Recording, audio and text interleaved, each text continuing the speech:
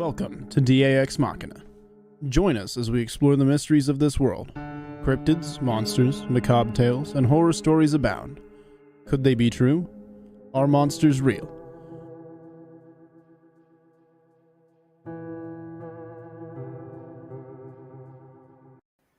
Good evening, folks, and thank you all for joining us on another edition of DAExMachiNation. In the house with me tonight is Robbie Jed Rains, wearing his Rip hat, so I keep wanting to say Robbie Rip Rains, but he confuses me, keeps me on my toes. Robbie, how the hell are you, brother? Doing good. We don't have Doc tonight. He's up in the mountains at a cabin with his missus. They're having a little weekend away. But they did have a little vocalization activity when Doc was making some calls, and they got a response. So hopefully Wednesday night, Doc will be back, and we can get some more details from what's going on up there. But they're up in the mountains of Colorado, and they definitely got a response to one of his calls. Even he don't get it. Yeah, carried off. I will load him and squeeze him and name him George. Well, it only had to be a corgi to carry him off, but you know. He's not getting carried off by a full-size Bigfoot. It's just Chaka from Land of the Lost. Yeah. Oh, poor little Doc. Yeah, he ain't here to defend himself. Maybe we ought to be nice. We wouldn't be. Thank you all for being with us tonight. We already got over 100 people in the chat, which is awesome. Thank you guys for joining us. Big shout out and thank you to the moderators. You guys are doing an awesome job. Appreciate the job you guys are doing. And we hashtag DAExModsRock. We've got some awesome moderators, and it looks like most of them are in the house tonight. Before we get started, we'll take a quick moment to mention a couple of things.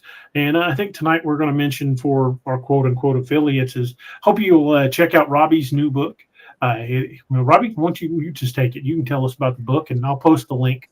Oh, just happen to have one right here. This is the book is out right now. We're at 86 copies sold so far, I think.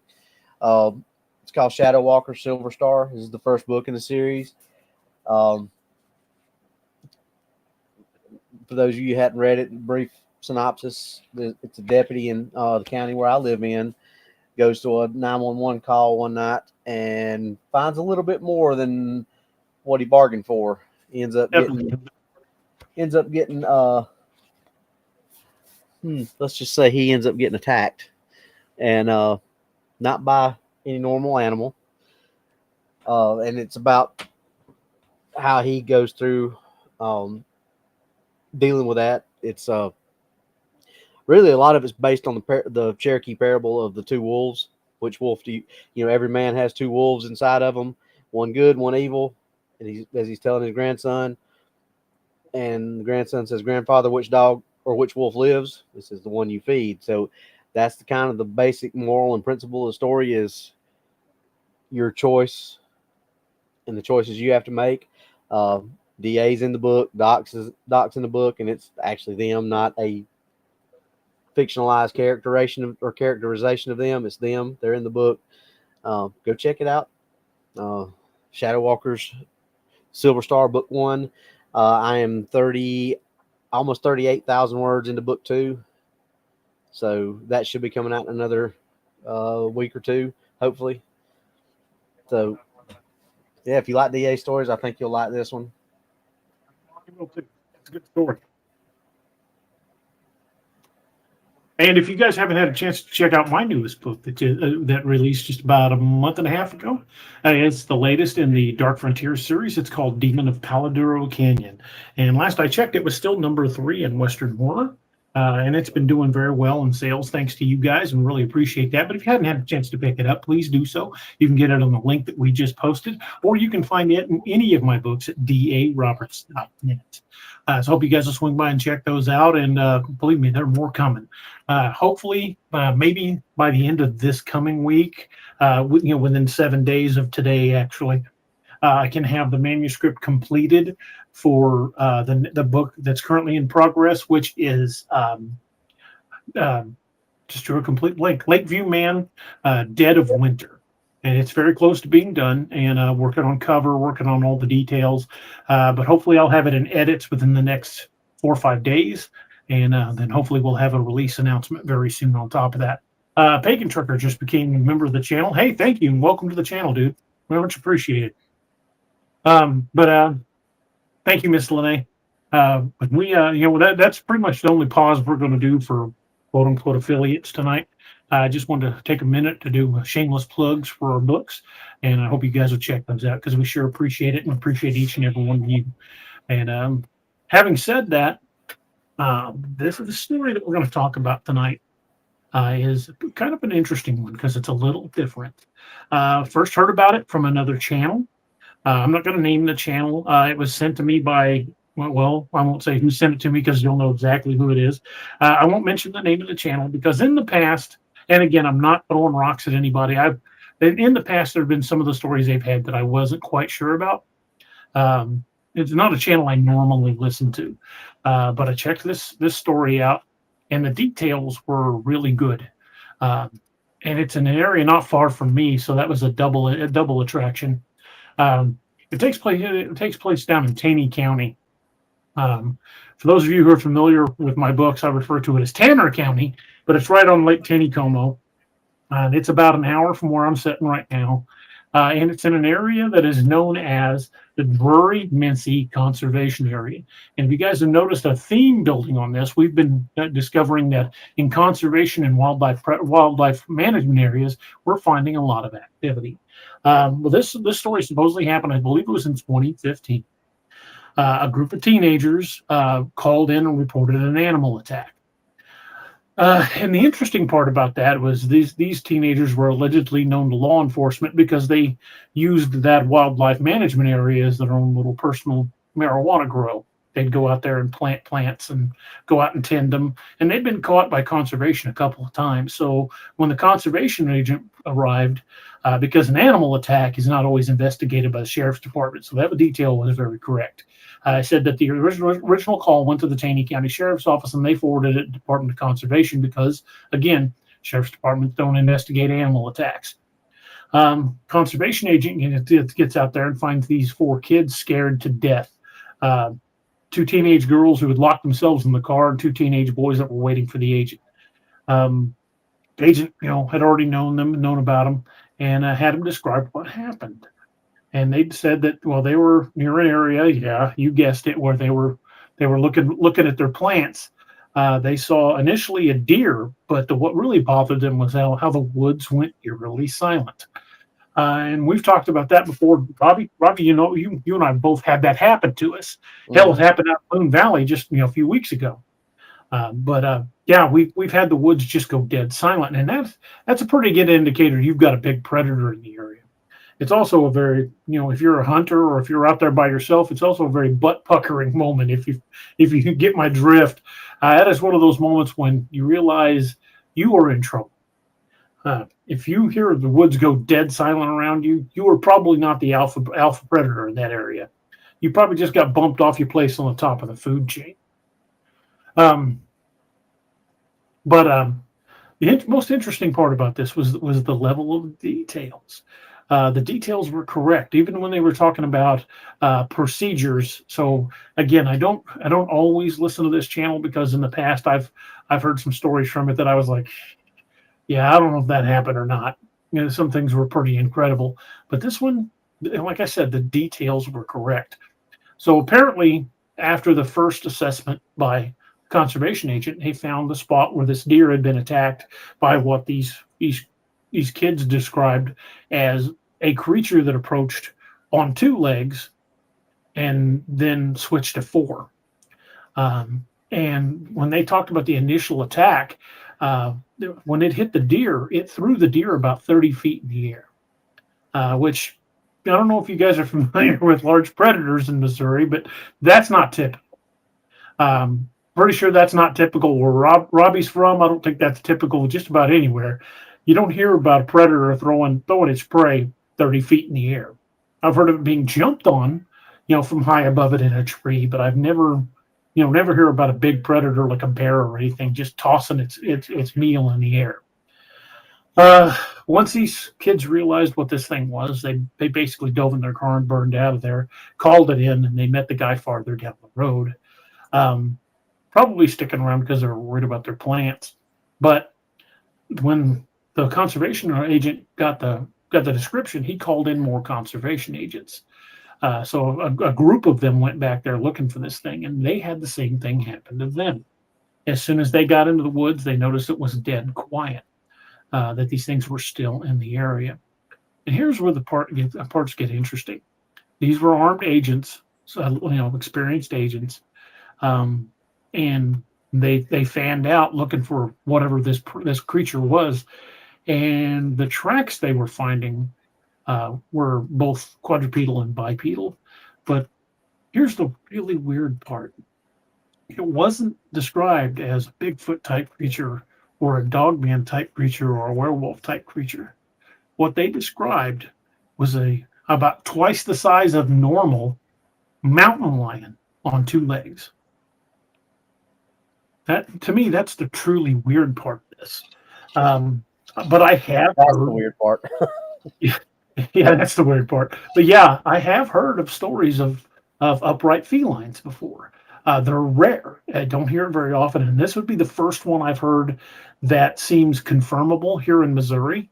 So I'm in the process of doing that.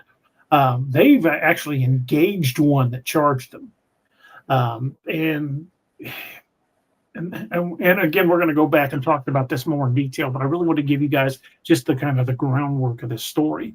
And one of the details that they've definitely got right was talking about how the conservation agents decided they had to get their story straight because they had to explain the expenditure of ammo. And Robbie and I will tell you from law enforcement, that's something a lot of people don't know. Most civilians don't understand that if you fire a round as a cop, you've got to account for it. So that was one of the details that really rung well for me, because, again, that's not something your average civilian would even know about. They think most cops just shoot and, then they just reload. But every single round has to be accounted. And this is one of those cases where, again, just the details rang true. Here's another really strange part. They said that when they saw this thing, when it was on its hind legs, that its legs looked human. But when it dropped back to all fours, it looked like a cat. That it didn't have digitigrade feet like a dog feet. How does that make sense? How does any of it make sense? I mean, do you think that whole back part of the heel just comes down and acts as a foot? And I've thought about that a lot because we've talked about different sightings with different people saying it looks this way or it looks that way. I in my mind, I can't come up with any kind of rational way that it would be one way if they were on 4 legs and switched to it. I don't see, unless you're talking like you talked about the pops that people hear. Maybe that's joints, but I don't know. I can't explain it. The detail they said, which really stuck with me, was they described the tracks. That the toes looked very much like a mountain lion, only bigger. But the heel pad they described as being about the size of a ping pong paddle. That's the heel pad? A heel pad. That's big. That's a big cat. Ping pong paddle. Yeah. But literally. That's big. That's probably 3 times the size of your average cougar track. Cougar tracks get pretty big. You could fit 3 cougar tracks inside that. 3 big cougar tracks. That because you're looking at if the back pad's about this camera playing on my head, but if the pad is that big, you're looking probably having toes that big. Well, you hold a ping pong paddle up to your face, it covers most of it. Yeah. You could hide a regular cougar track in the toe prints of a track that size. Well, this little wildlife management area is down almost to the Arkansas state line. So I've decided that not only do I want to further dig into this story, I'm going to go down there. Probably going to see if I can recruit some folks that don't live too far from there. I know Wyatt lives down that way. Talk to Lieutenant Jenkins and see if he wants to go. It's down in Taney County. Neil Decker said, "Where was this sighting?" It's down in Taney County, in an area called the Drury-Mincy Conservation Area. And when I tell you that the Drury-Mincy Conservation Area is in the butt crack of nowhere, it is the definition of the butt crack of nowhere. The nearest town, I believe, is I can't remember the name of the nearest town. But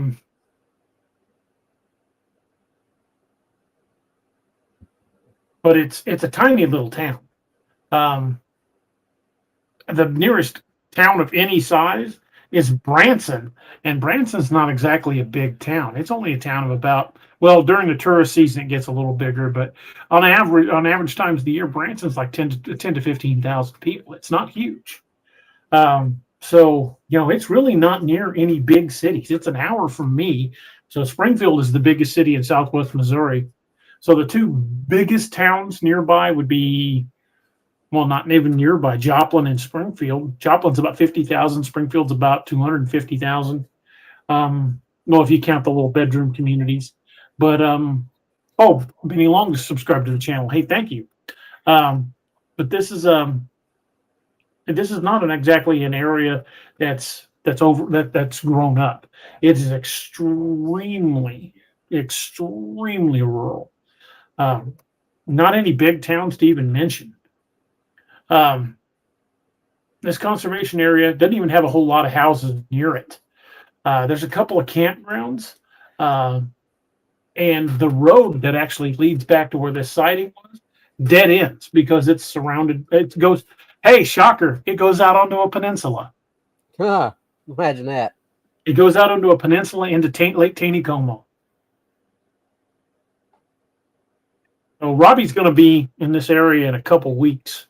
If I can pry him loose from what he's here for, if I can get a day with him, we're going down here, and we are not going unarmed, because apparently a large group of armed conservation officers couldn't even slow one of these things down, and they were multiple.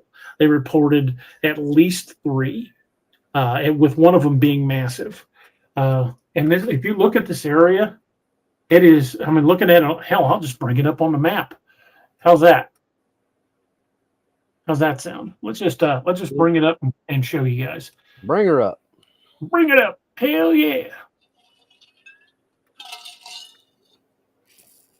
Supposedly, what happened was somewhere out here. There's the conservation area right here. There's the little Mincy area. But you look, there's no towns out here. There's some roads, maybe a few houses. That's not even a town there. But you go all the way out here, you're clear out in the middle of nowhere, surrounded by nothing but forest. And this, yes, is part of the Mark Twain. This is all in the Mark Twain National Forest.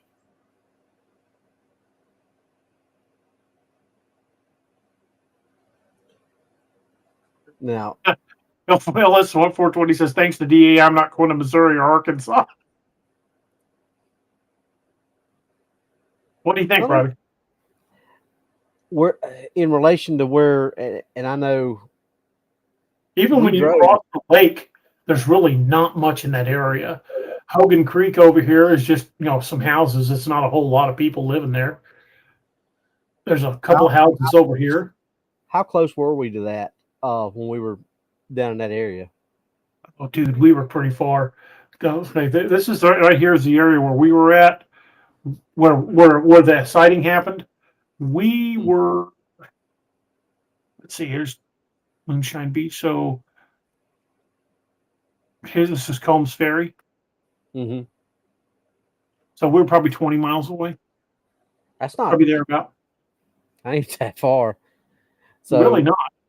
But that's Moonshine Beach right there. So that's Combs Ferry. That would be Combs Ferry right there. Yep. And the sightings were where again? Over. Lose it? Yes, it did. Oh, there it is. Drury Conservation Area. Right out here. Dude, that ain't that far at all. I mean, when you think But about look at how much green is between it. Those things, without they could travel that area and only have to cross one major highway, US 65. The rest of it's all little back roads. And if they wanted to, they could follow Lake Taneycomo all the way back up to Table Rock. Now, granted, Taneycomo goes through Branson, but again, Branson ain't the biggest town in the world.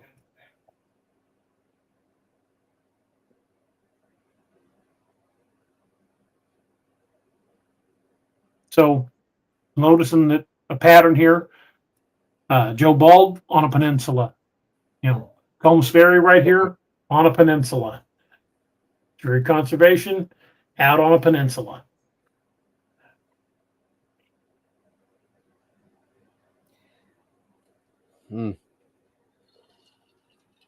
Something out here. Looks like one house at the end of that road.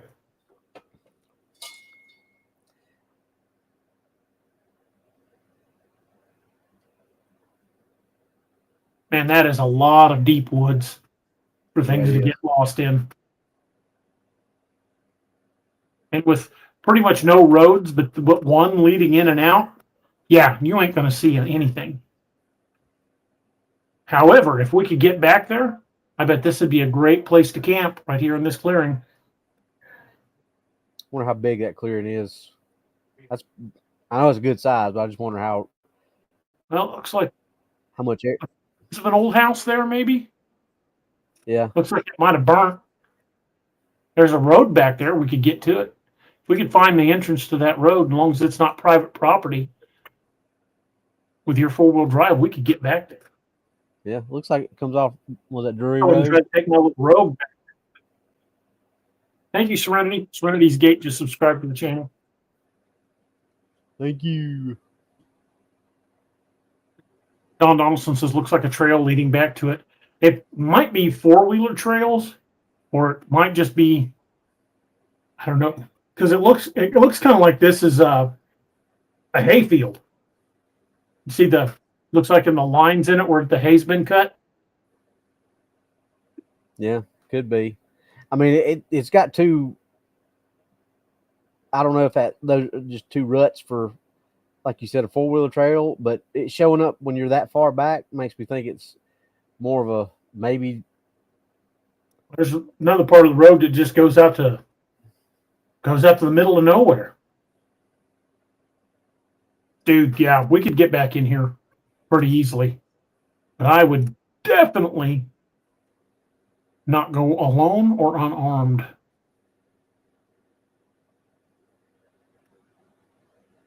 Know what I mean, Bern? I know exactly what you mean. That's definitely not an unarmed place to go. No. That's some pretty woolly territory right there. Dr. 45 says that field looks to be about 500 feet across. I would say that's probably pretty accurate. Chris Burkhardt says set up a AA, have security, and just send teams out. Yeah, if we can get access to that land, what I'll do is I'll use that on X app and see if I can find out who owns the land and see if we can get permission to go out there and spend a night or two.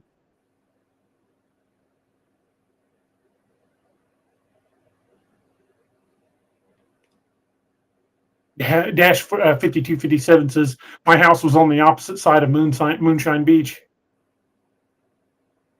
Arkansas says looks like a good spot to make a stand if it gets ugly. Yeah, and we could definitely use the truck as a fallback point. Mm-hmm.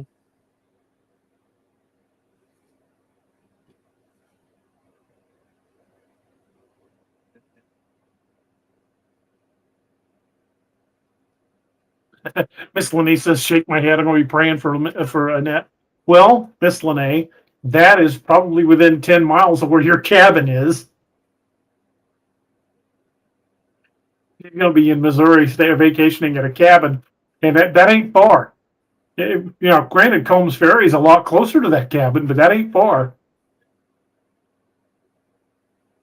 Pete says, new cryptid to add to the story. A werecat had one. Actually had some in Operation Blood Eagle. Yep. Isabel says, so I'm not the only person who, you got to think about how to escape. And here's a good hint for you if you're going back in an area like that. Always park your vehicle facing out. Because if you've got to get out there in a hurry, you don't want to be spending time turning around. I know that some of you in this crowd have done this. Because you've looked at police officers who back in the parking spaces and like, what in the world are they doing now? Why are they backing in the parking space? Blah, blah, blah, blah. DA, tell them why we back in the parking spaces. So if you get a call, you get an emergency call, you can just take off as fast as possible. You don't have to back out and look for who's behind you. You can go straight out of the space and hit your lights and siren and take off at even high rate of speed. Which is just exactly the same as turning around and parking with your nose going back the way you need to DD Mao real quick. It's situational awareness, which how many times you That's a DD Mao. Good choice of words. Yeah, Cryptid Rodney says, why they never sit with their back to the door. Well, when it was me, Doc, and Robbie, we sat where we could each watch each other's backs and other doors. But we were all armed, so it really didn't matter if one of us couldn't watch a door or whatever, or had our back to a door, because we knew that there was somebody with a thing on them that could watch that door. Neil Decker says, DA will be making arrangements to come to Missouri in a couple of months, wanting to do some investigations. There's some great areas here, and this one seems to be showing a lot of promise. Now, I can't say, I haven't got any firsthand information from any eyewitnesses or anybody that lives in the area, but like I said, the story rang true with me. And when I look at this area, it is obviously great habitat. This is clear that something big, a big predator could stake out a lot of territory right there. There's plenty of fresh water. There's plenty of places to hide. There ain't many people out there. This is just an absolute fantastic area. Well, here, let me bring this back up again. Let me show this again. Hey, Misty. Hi, Misty. Take a look at this. This is the area. There's the conservation area. So this is the road we'd be going out. But look how much unbroken green is just across the lake. Yeah, that's a lot. And if these things can swim like we suspect, there's a ton of places for a large predator to be. And Taneycomo doesn't get super deep. And now there are channels where Taneycomo can get kind of deep. But when you compare Taneycomo to Table Rock is much deeper than Taneycomo. Would you say like over 200 feet in some places? Yeah, that one channel we had to cross going over to Combs Ferry was like 220, 240 feet, something like that. I'd have to ask Richard what exactly it was, but it was well over 200. Bryce Edwards says, DA, you and Robbie should come check out the Shawnee National Forest in southern Illinois. We have Bigfoot and Dogman there. I would love to, but considering Illinois' laws on pew-pews, we're probably going to stick to Missouri and other areas that aren't so heavily guarded when it comes to what we can carry. So I refuse to go into these places unarmed anymore. I've done that. I'm not making that mistake again. Damn Skippy.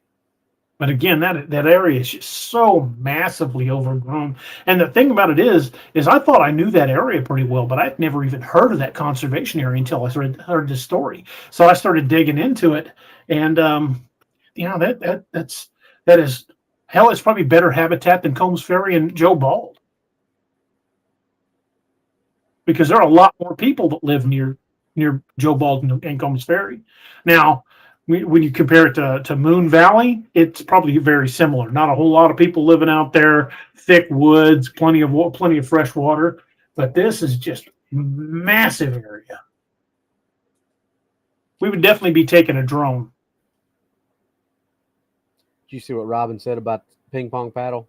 6.7 inches by 5.9 inches, and that's with the handle though. But that's how the conservation agent described the heel pad as being the size of a ping pong paddle. Neil says they got a small armory too. Heck yeah.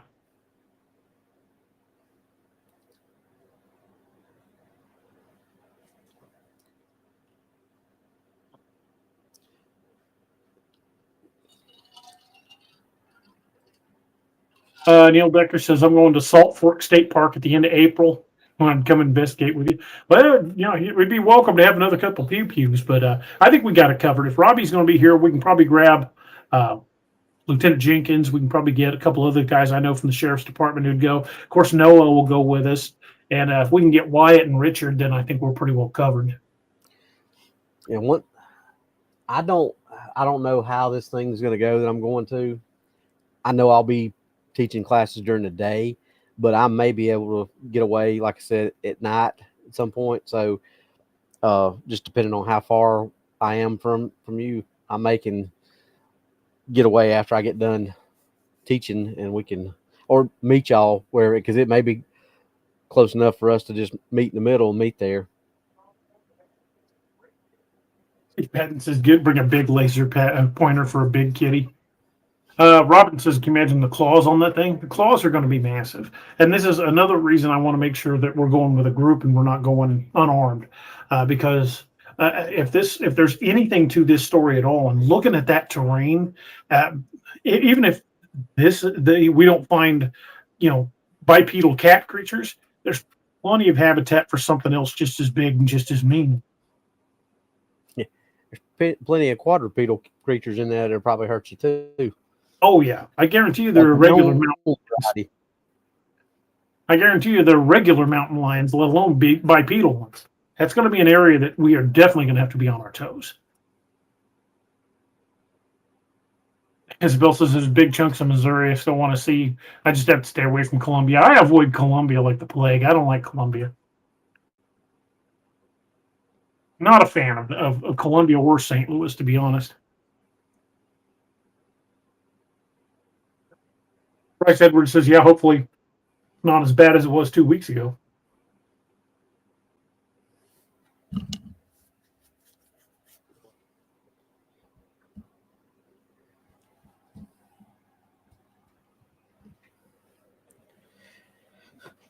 But, and we kind of talked about this a little bit backstage, but go ahead and throw this out there just, so the chat can. But you and I talked about it. This isn't the first time that you and I, that is, have speculated about the possibility of a feline cryptid like this. Because we talked about it, the possibility of there being something like this in the LBL. Well, there are reports of feline creatures that are just a lot more rare. Yep, and nobody's reported one at the LBL, but... Well, like you were saying, taking prey up a tree, that's more felinoid, that's more cat behavior than dog behavior. Yep. Because the remains of that little girl from the first one were found, 12 to 15 feet up in the tree? Like 30 feet up a tree, from what I remember. The bicycle was what was 12 to 15 feet up the tree. The two bicyclists went in, they couldn't find anything but one of the bicycles that was 12 to 15 feet up a tree and bent around the tree.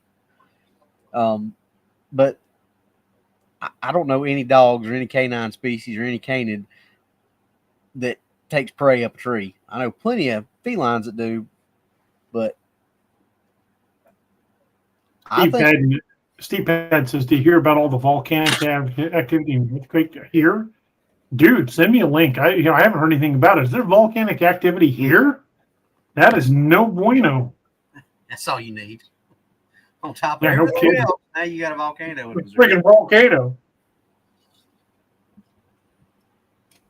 Isabel says there seem to be more reports about cat stuff in the UK, but the cats they report in the Big K are usually just like normal big cats that were just released into the countryside. Yep. Look what Bryce is talking about. Sleepwalkers. The movie Sleepwalkers with Stephen King. Neil Decker says, I've heard of feline cryptids being spotted in Tennessee in the Appalachian Mountains and south of it there as well. Yeah, again, I've heard feline reports. They're just rare. You don't get near as many as you do Bigfoot or Dogman reports. And you have the Cherokee legend of the Wampus cat, which is a large. It wasn't bipedal; it was still quadrupedal, but it's a big cat. Kenji said, haven't there been reports of upright hyenas? Yeah, they believe that there's a hyena type of dog man. But it's those are one of the more rare dogman type sightings, but they have been reported. Roxanne says, I grew up in Livery and KC, but my parents always have us go to the Ozarks to see family. My mom is from Mountain View. Yeah, that ain't too far from here. Yeah. And, look what Ron said about the Bible, the linemen of the Bible Linemen of Judah. Yeah. Thank you, Nick. Thanks for becoming a member of the channel. I think it was in the Moab Desert, I think is where. I think you're right. So, there are reports of felinoid creatures that date back to antiquity. So I don't doubt the presence of them. It's just, this is the first time I've gotten a felinoid type report that's close to me. Usually I'll hear one like, somewhere down in Texas or down, definitely hear more about them like in South America.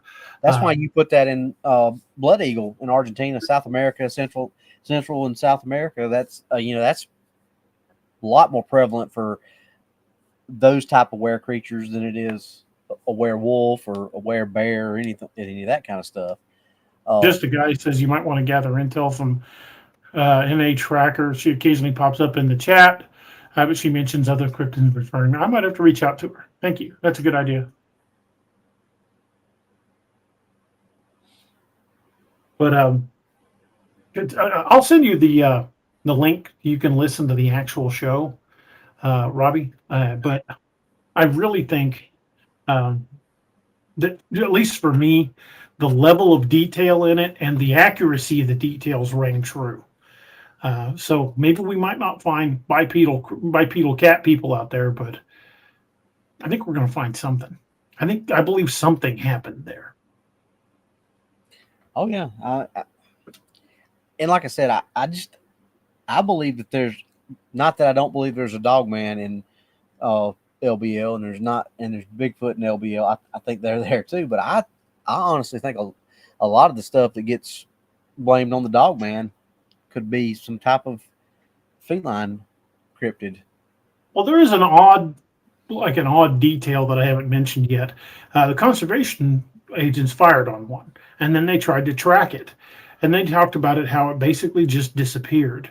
Then there was some speculation about portals and that kind of thing.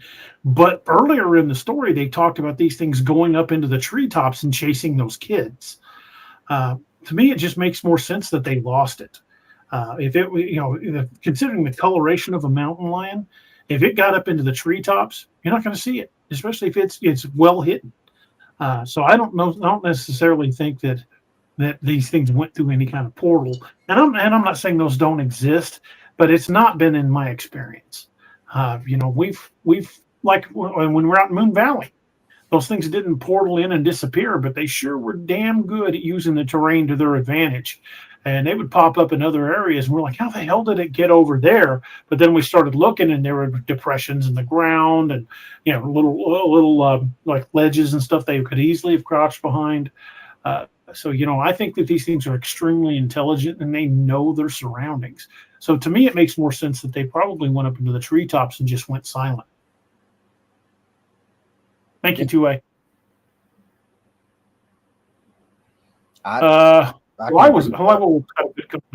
So here's an idea. Maybe the felines aren't as rare as we think. If we think about it, canines are seen more in the wild than the felines, and that's just on regular predators. That's true.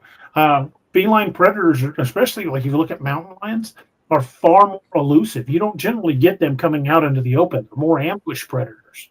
Think about it, and this is why, or reason a lot of people don't realize it. Wolves are pack hunters. Coyotes are pack hunters. Hyenas are pack hunters. Most canines are pack hunters. Only really one species of cat is a pack hunter. And that's lions. Most every other big cat species is a solitary hunter. Well, they talked about there being a group of these things. But what I'm saying is maybe there's one group of big cats that we know of that's a pack hunter, but every other one's like this. Same thing, most every canine is a pack hunter, but you have single dogmen sometimes, or single werewolves, whatever you want to call them. So maybe there are several, or not several. Maybe there's one type of these feline cryptids that hunting a group, or maybe it just happened to be a bunch of them in an area, like, that happen to be for whatever reason. But most of the time, cats hunt solitary. That's just a feline trait, just like taking food up a tree.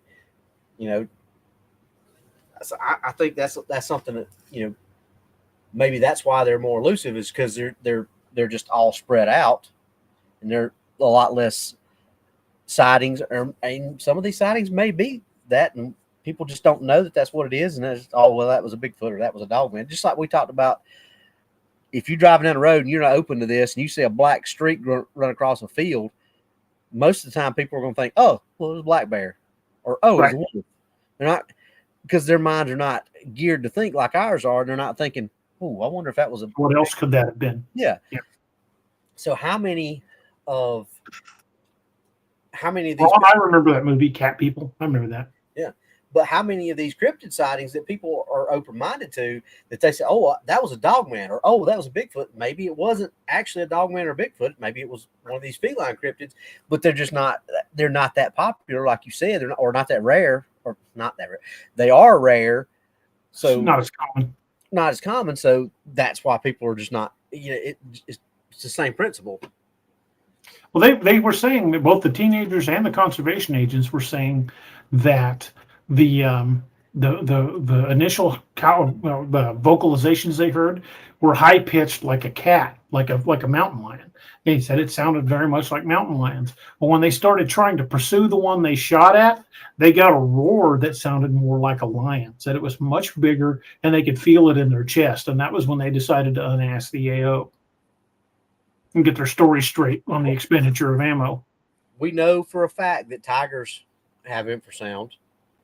I'm sure male lions do, because I've heard people talk about that. So why would it not stand to reason that something like that's a feline in nature would have the same thing?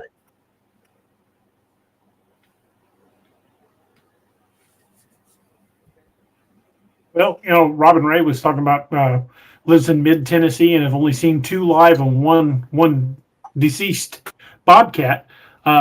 Yeah, I know there are bobcats in Missouri. I've seen them when I was out hunting, but they're pretty rare. You don't see them very often, especially out in the open. Man, just think about that lynx that attacked John Eubanks. He thought it was a coon. But it wasn't a coon. Okay. It was a lynx. Or souped up. Knock him out, John. Don't want you to say. Sorry, I had to derail us a little bit. Still, it was kind of on topic, though. Yeah.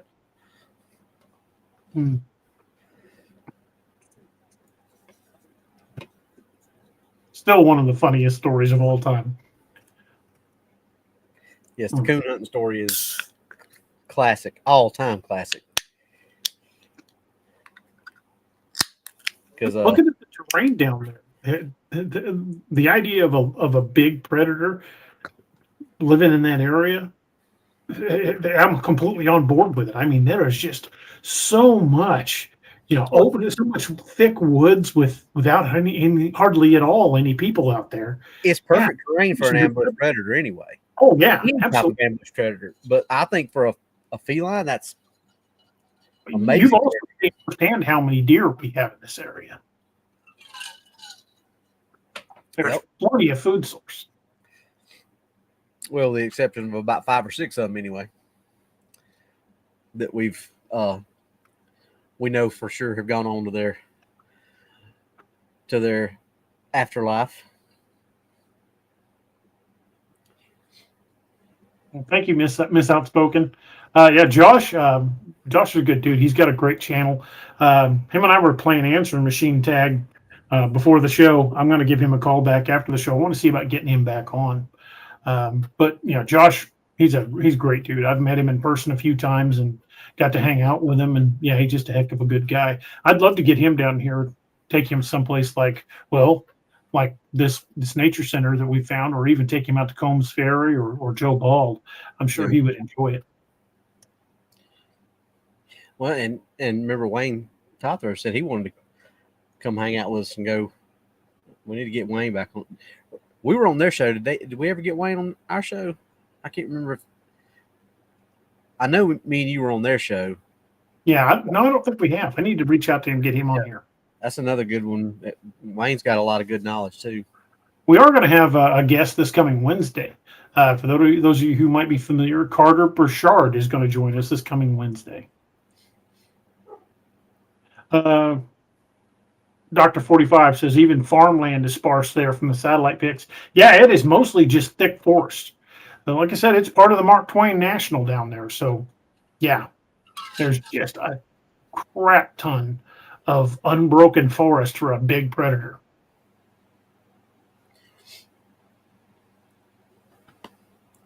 Don Donaldson says, saw bobcat on the outside of the loop around Paris, Texas, and a mountain lion just outside of Dallas. I'm not surprised. Wyatt says the name of Wayne's channel is changing, Robbie. I wonder what's he changing to? I don't know. I hadn't heard it's changing. So I didn't hear about it changing either. Yeah, Carter's a good dude. He's another Missouri boy, so he's got some great stories he's going to be sharing.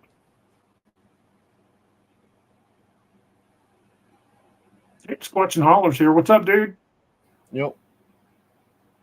What's up, Roger? You doing all right, brother? As Bill says, I want to do the paddle boat stuff in Mark Twain. You mean through some of the rivers in the Mark Twain National Forest? Don't go unarmed and don't do it alone. Brent says, y'all doing Redneck Reading Sunday? At the moment, I could say maybe. We're trying to get some stuff ironed out. Finally got the move finished, so we're all done over at the other house. They've actually started the wiring, so I'm hoping they'll have it done in the next month or so, and we can get back to the other house, because this one is ram-packed. It is a tiny house. It's about half the size of what we were living in. In fact, my quote-unquote office is the same dimensions as my desk. I'm literally shoehorned into a corner.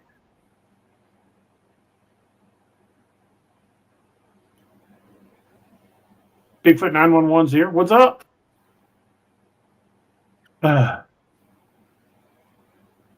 Yep. Just guy. Yes, it is. When we get it set up, it will be under the membership section.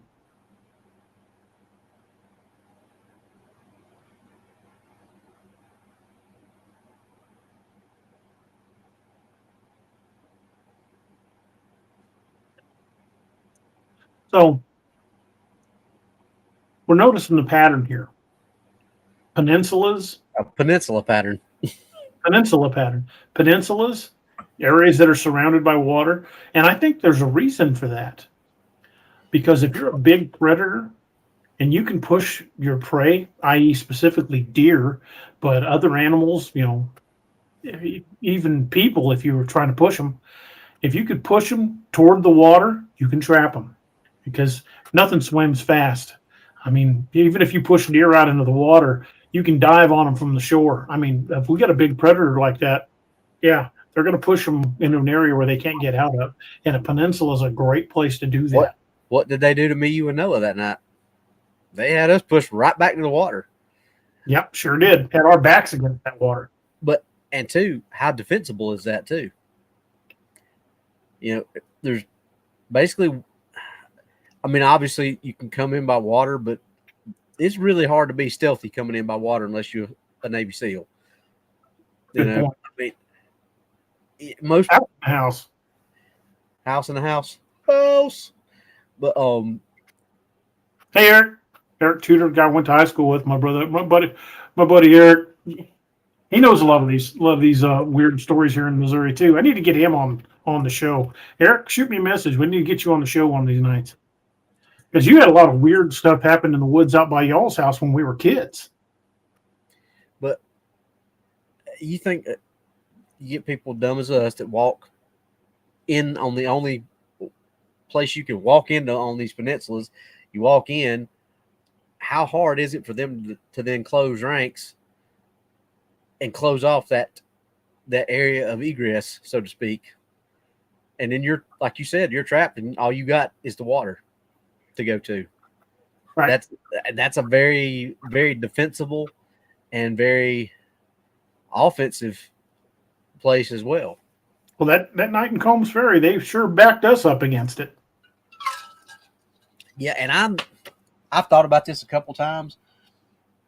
I wonder, had we not gone out where we'd at, if we'd have tried to go back and to where we originally put in, I wonder if we'd have been able to make it back. And I don't mean by them jumping us and putting voodoo on or anything. I'm just saying I wonder if it would have gotten more aggressive and pushed us. You know, I know we'll never know, but somebody just said, you notice the farther we went, the more aggressive they got. Yeah. That was a question for you here, dude. Yeah, that's what I was just about to say. And there's been some talk of werewolves in Anderson County, which is pretty close to that. But Aiken specifically, I don't know if I've ever heard of anything specifically in there. I could look into it and see. Is there something specific that you've heard of, or are you just asking if I've heard anything from there? Dr. 45 says the least energy pursuit curves to capture against a border. Yeah. You limit the area where it can run to, it makes it a lot easier to catch your prey.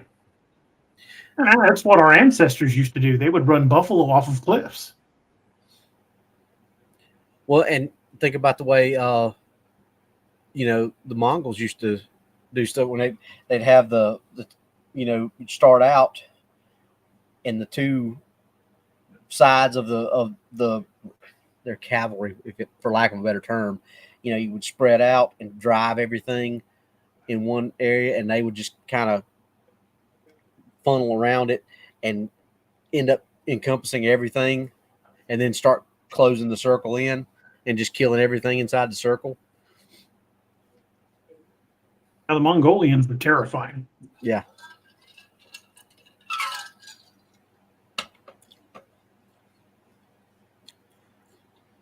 That's a good lesson from Red Dawn. That's actually true what he was teaching, but that's the first place I learned it. Then later on, I learned it was actually true. But yeah, well, my friend. Miss Outspoken says, I've lived in rural Indiana all my life, and I'm 54. I know we have Bigfoot, dogmen, and yes, even puckwudgies, but I've never seen anything yet. Careful what you wish for, because once you see something like that, I'm not saying that if you see one, you're going to see more. But once your mind is open to the possibility of these things being out there, you tend to notice a lot more. And it's kind of like, great example is from when I first became a cop. When I was just me, I never paid any attention to license plates. But now, even years after retired, I can drive within half a block of a car and go, his tag's expired. And I'm not doing it consciously. Just once you start looking for it, you start seeing things that, you really focus you notice things like that, and you just don't really turn it off anymore. And it's the same way with cryptids. Once you start noticing things, it's very difficult to not notice them anymore. And most all of you have experienced it, and you just probably didn't know it. You get a new car, and you probably never saw that car on the road. And as soon as you get it, every car you see on the road seems like it's that car. But it's because that car is in your brain, and your brain is looking for that car. So you see it, even though you probably passed them 20 times before and just really never thought about it. But you go get that car, and then you see all of them. Same thing that DA is talking about. Once your mind is open to that, and you've seen things like that, it's just like tracking. And I'll tell this in my classes when I'm teaching them. Once you know what to look for, tracking is really easy. And DA will tell you this. Once I showed him some things to look for, he was like, wow, I have seen that, but I never thought about it that way. Yeah, so it's a matter of getting your mind into that, what it's looking for or what you're looking for, and just it's a condition, really. Miss Outspoken says, when I'm driving, I always watch the tree line along the fields or anything like Bigfoot or Dogman. Yeah, I'm the same way. especially when we're back roading it, looking for, well, like when we were down in Moon Valley, we pretty much just each took a sector. But yeah, we were on high alert for any kind of movement like that. The plot thickens with the Moon Valley stuff. So yeah, we're definitely going to have to do a full length show on the stuff going on at Moon Valley. I'm pretty sure I'm going to be able to verify some of that stuff, and very soon we're going to be talking about some stuff that may piss some folks. Well, nobody in our audience will be pissed off, but some folks will be going to be pissed off that we're talking about it.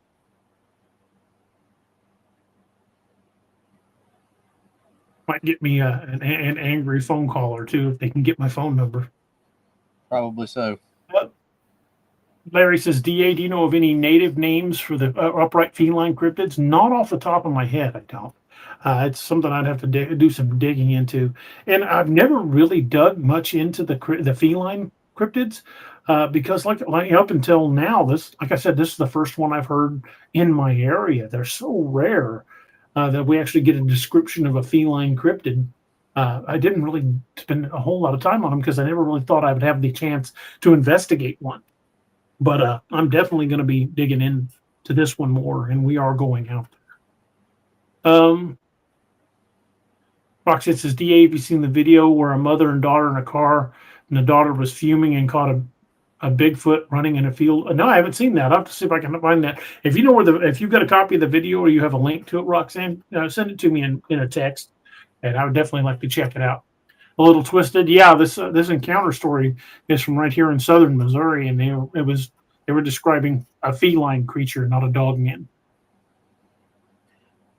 As Bo says, people who get upset about truth telling aren't anyone I want to impress. I hear you, but I considering, well, again, I can't say too much right now, but let's just say it might get some attention. Thank you, Roxanne. Jennifer Lee says, "Watch out for windowless vans." Well, I'm not an easy target. If somebody wants to roll up on me, it's going to be a bad day for them because I don't check my mail without a gun on. Nope. If you see me out in public, I'm armed. Even if you can't tell, I'm armed. Miss Outspoken, my dad was an avid hunter and took me hunting when I was younger, so I have a pretty keen eye. I know all the predators in my area, so if I see something unusually large, I'll spot it immediately. Definitely. And that's something we've talked about. If you're going to go out, even if it's just as a casual observer, wanting to look for cryptid sign in your area, first thing you've got to do is you've got to be aware of what's in your area. It's a lot easier to not misidentify something if you know what's already there. Like, for example, someone might say, I saw a Bigfoot, and it just turns out to be a bear. But if they were already expecting bears, they could have ruled that out. Yeah, I mean, that's something we say all the time is if you're going to an area, know what animals are already in that area. Know what, when we went down to Moon Valley, Doc knew what kind of alcohol he was throwing out there that night. Yeah, it wasn't one from this area.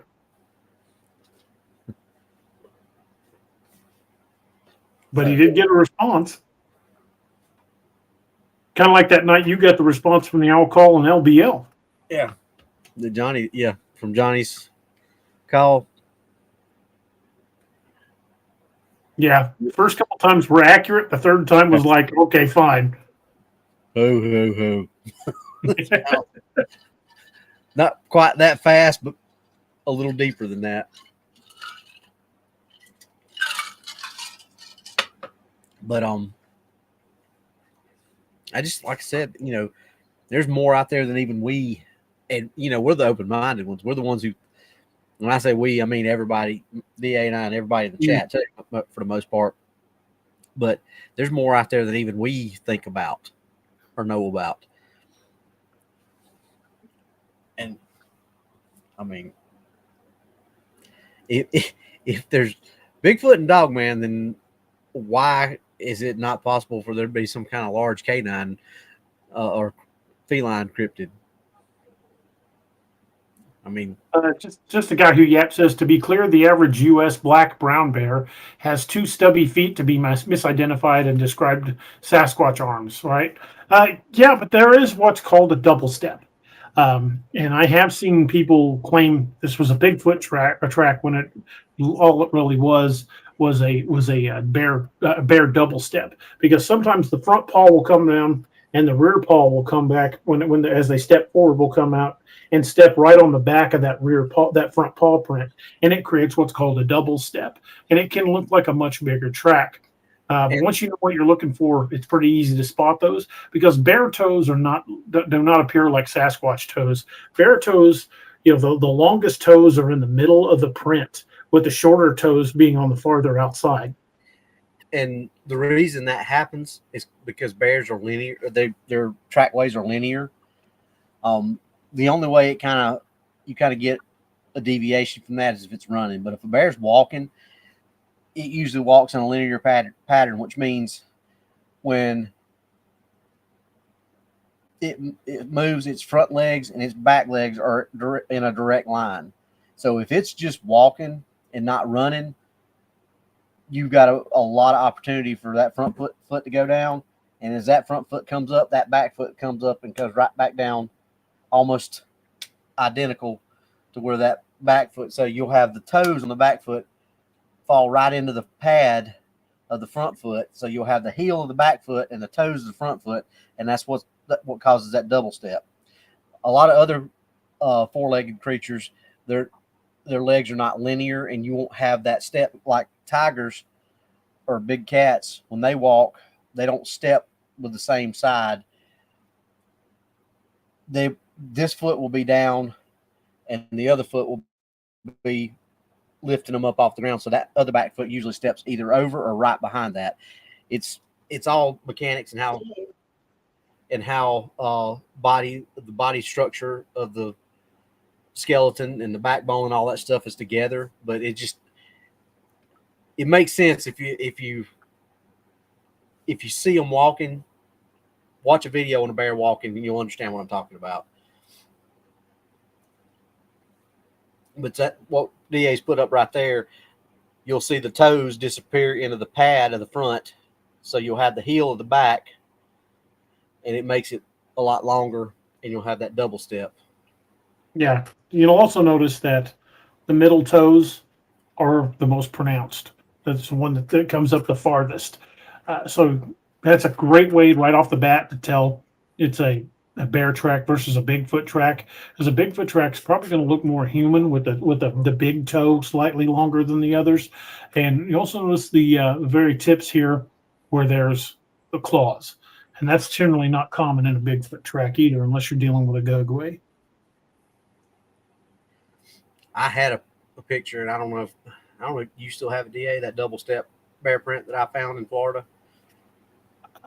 I do. I don't know where it's at.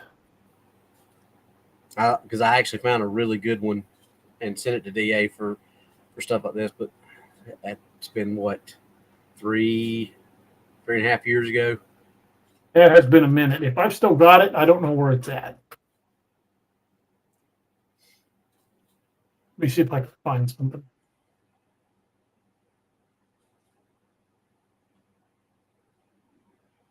Here's kind of a good one. Let me bring this up. It's not exactly a double step, but it's pretty close. But it certainly gives people a little more idea.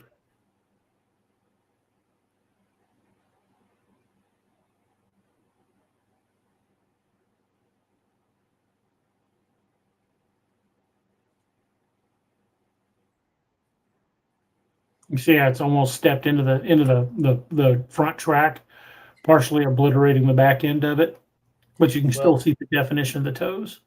If that had been anything but mud, see, what stopped that from being a double step is when that bear stepped down and pushed into that soft mud, Pressure ridge. Yeah, when it pushed all that disbursement is what's across that front track. It pushed all that forward. if that had just been sand or something like that, you wouldn't have had all that disbursement pushed up in the middle, and that would have been a really good looking double step right there. But it squished all that mud out from under it because, mud doesn't operate the same as sand or regular dirt. So it just squished all that mud. Instead of pushing it out the side, it just squished it all up in the middle of that track. And that's why you got that little ridge over the top of it. Right, that's about the best one I can find just doing a quick search. But yeah, there are huge differences between bear tracks and Bigfoot tracks. Let me see if I can find it. It might take me a minute, but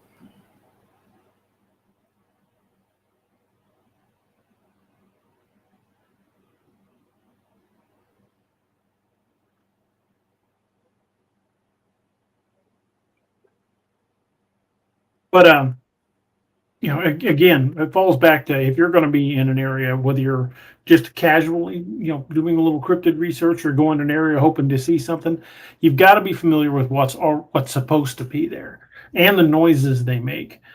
Because if you're not familiar with some of the animals that a fox can make, it'll scare the crap out of you in the woods. I've had guys just absolutely flip out over an elk bugle. Like, come on, guys, that's an elk. No, that's got to be a Bigfoot. Now I'm telling you, it's an elk. If you're unfamiliar with the sounds that are supposed to be there, it's very tough to delineate the ones that aren't supposed to be there. Yep. And you might be, sitting there recording a whole bunch of just elk blasts. I mean, they make some pretty wild sounds, especially in the rut season. But elk bugle's an interesting thing, especially if you're out in the woods by yourself, because it has that weird multi-tonal sound to it. Foxes will scare the crap out of you. Heck, raccoon can make a heck of a lot of racket. Bobcats will scare the ever living crap out of you if you ain't never heard one. Oh yeah, bobcats and mountain lion both. It also says foxes can do 200 plus vocalizations. There's a song called "What Is the Fox Say?" Ron Yelton says deer can scream like a woman. I witnessed up close and personal when a deer walked up and didn't see me standing there. Rabbits, a dying rabbit call. It's blood curdling. I mean, you would be surprised on animals you didn't think made noise at all can make a hell of a racket, especially when they're in trouble. Arkansas Hog Hunter says, God, I miss listening to the elk scream. Well, those herds they released down near Eminence, Missouri are expanding. So you may start hearing elk bugles in northern Arkansas, because Eminence is pretty close to the Arkansas border. So it would not surprise me if those elk herds start spreading out. When they first released the elk down near Eminence, that had to have been 30 years ago. They only released a small group, but the population has just exploded, and they're actually doing limited elk hunts here in Missouri. You've got to join in the lottery, so to speak, to get an elk tag, and they're only allowing so many to be harvested. But the population is expanding, and what I'm given to understand is the farmers down there are not real. Well, the farmers and ranchers are not real happy about the elk. Well, because they eat the same thing that a lot of cattle do, and they are death on fences. And that's a lot of animals to try to contain, and they just go where they want to go. I mean, they're wild animals. Dr. 45 like a peacock. Oh yeah, peacock will scare the crap out of you. Screech owls too. Dr. 45 says even animals that are not native. Yeah, and you got to be familiar with what's in the area and what sounds are actually made by the creatures that you should be looking for. So it's very hard to say, that was a Bigfoot or that was a dogman or that was a mountain lion unless you know what's supposed to be there. Ron Yelton says Lone Elk Park in St. Louis County. If you can watch elk, you just can't hunt there. Yeah, we've driven through that. That's a pretty place. There's also a couple places where they've got wood bison.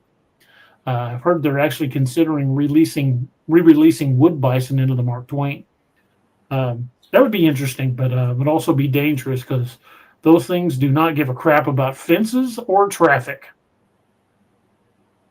What's up, Blackie? Chad Black's in the house. What's up, man? check the either the co-host chat or yours. I think I sent it to the co-host chat. I found the best one of those pictures that I had left. I will have to open that because I closed out of Facebook when we started live.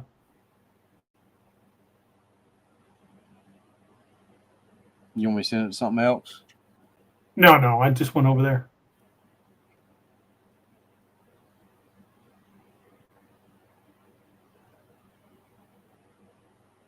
Okay, let me pull that up and then I'll share the screen. I remember that track, but I don't know where I put it. Okay, here we go.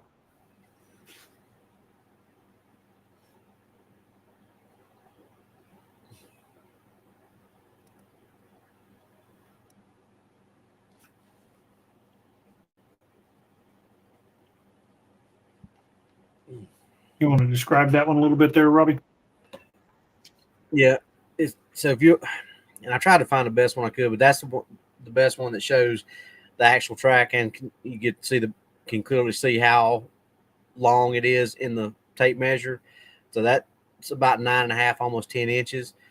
Most normal black bears don't have a track that long, but if you look in the middle of it, you can see that's the front part of the where DA's cursory is. That's the front part of the back foot, and then so basically you got it looks like two heel impressions because you can see how where the toes are have sunk in, then it kind of sinks in where DA's cursory is, and then there's another ridge in the middle, and then right back where that little pine needle is a third.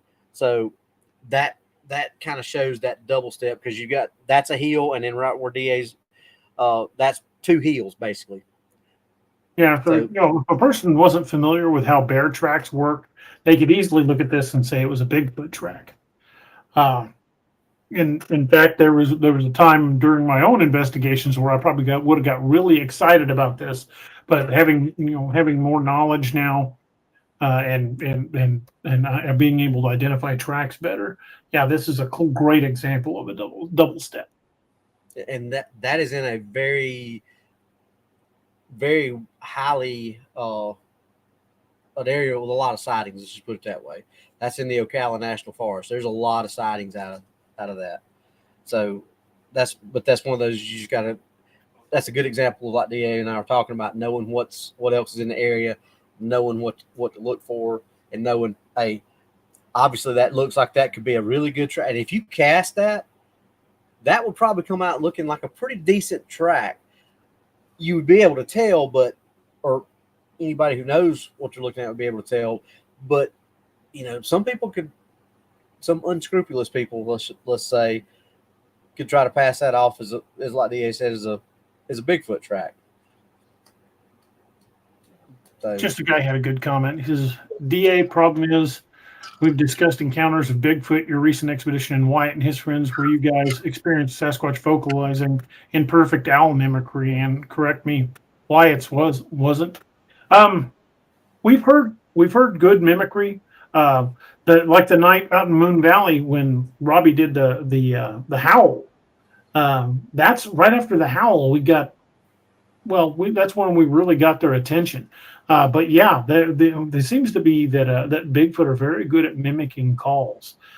So if you're not accustomed to what an owl call sounds like, you can find all kinds of calls on YouTube. You can play specifically screech owl, or you can play a barn owl, or a northern owl, or just about any species of owl. You can find recordings of them. But the trick is noticing the differences, because owls tend to do this little trill at the end of their call, and that's absent in a lot of Bigfoot calls. Or you get what they refer to as the 500-pound owl. You hear an owl, but it sounds like this owl is probably going to swoop down and fly off with you. So those are just little details you've got to listen for. But yeah, we've heard them make other calls as well, and being able to tell the differences is difficult sometimes. And sometimes if we hear an owl, it's probably just an owl. we will give it the benefit of the doubt. But the only time we really pay a lot of attention to like owl calls or even other animal calls is when it's made in response to a call.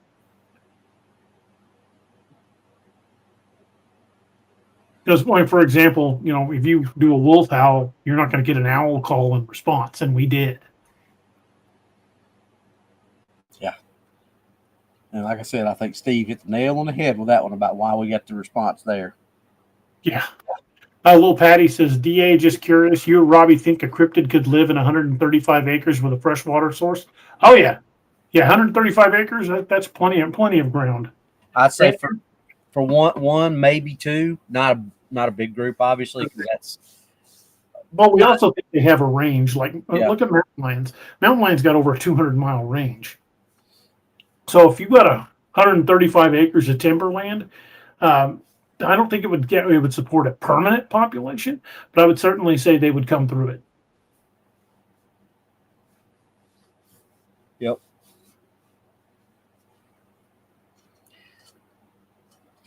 But see, the key thing with the water source is going to have bring other animals in, which is other animals equal food source. So, because everything needs water. Yeah, everything's got to have water to live.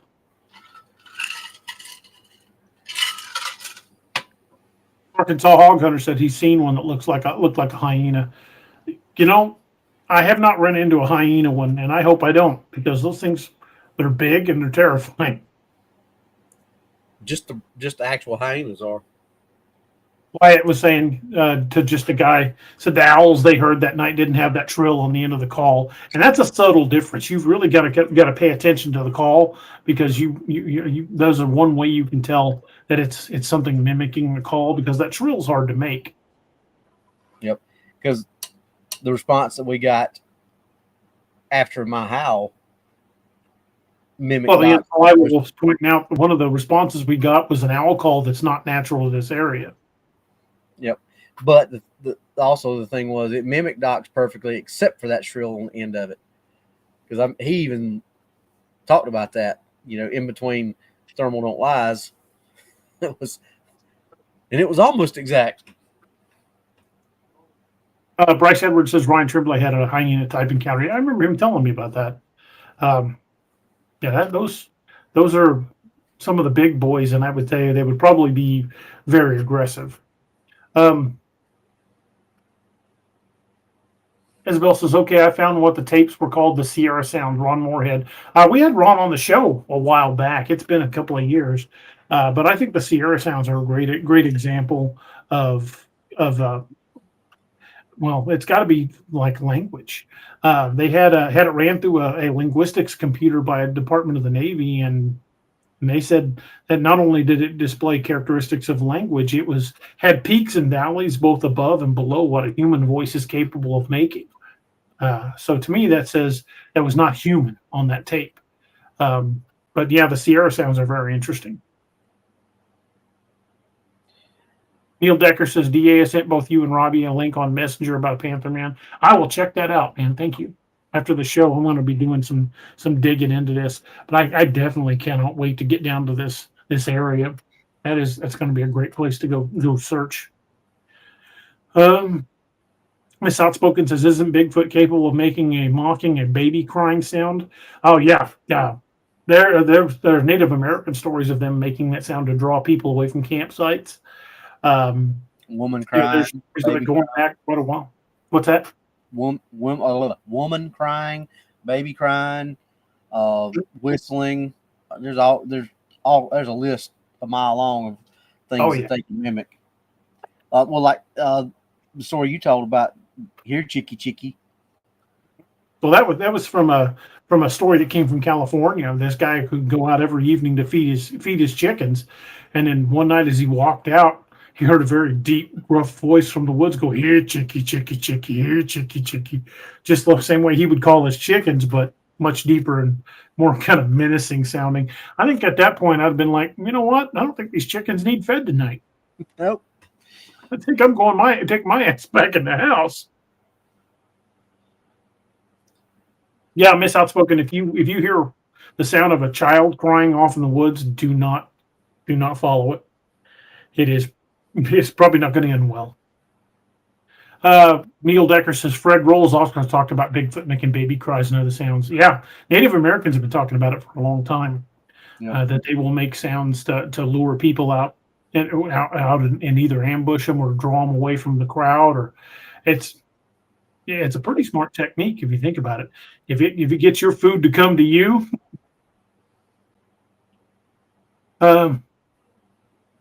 Eliwa says, back on cats, has anyone ever heard of a big white cat with black and brown spots? I have not. That's a new one on me.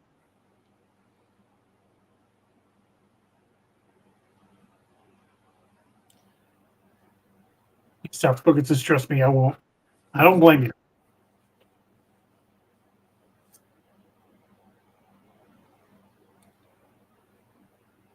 But see, there's a reason that they use a baby cry.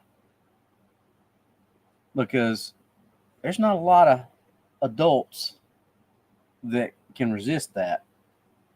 And Yeah, I'm sure that's that a protective generational thing, and a learned, like how killer whales teach each other. Different pods of killer whales use different hunting tactics. You got those in New Zealand that use what they call it, the bow plane or whatever, where they swim towards the ice flow and then dive under, and that wave washes the seal off the ice flow. And then you got the ones in I said that was in New Zealand. I think that was Antarctica.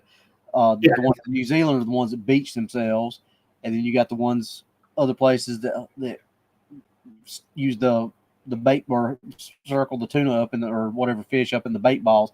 Those are all the exact same type of animals that use the different hunting methods based on where they're at. And it's taught generation after generation. Stuff like that I think is the same thing. Why else would you the Native Americans say it, years and years and thousands and years ago, or however long ago it was, but then yet we still hear stuff like that now. Exactly. It's learned behavior. Jacqueline State says, have you ever heard of a knot deer? And if so, have you heard of any reports in Missouri? I have heard of knot deer, but I haven't heard of any reports here in Missouri. But I've often wondered if the knot deer might be somehow closely related, or at least in part, to chronic wasting disease. When a deer are infected with chronic wasting disease, their behavior changes. They do odd things. I've seen videos of deer like eating small animals, which is not normal for deer. So I'm not 100% sure what I really think knot deer are, but I think it is entirely possible that CWD might play a role in it. Yeah. And Robert, did answer your question. That wasn't a pod of killer whales that was doing that to those white sharks in Hans Bay, South Africa. That was two specific killer whales. They called them port and starboard because they were two males, and one fin leaned to the left and one leaned to the right. So they named them port and starboard. Those two whales were the ones that were responsible for killing all the sharks in Hans Bay, and almost killed that town, because that town lives on cage diving for great white sharks, and they ran just about every great white shark off. So it was just two. That's very interesting, because it was just two. That's not.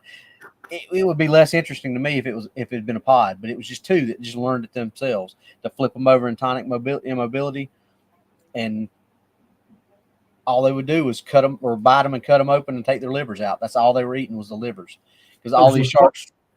All those reports within the last couple of years of great whites attacking boats. Mm-hmm. Hello Wolves saw a big cat like that when I was about 6. That was bigger than our male chocolate lab. To give a size comparison, that lab could stand on his back legs and look my dad almost in his eye, and he was 6 foot tall.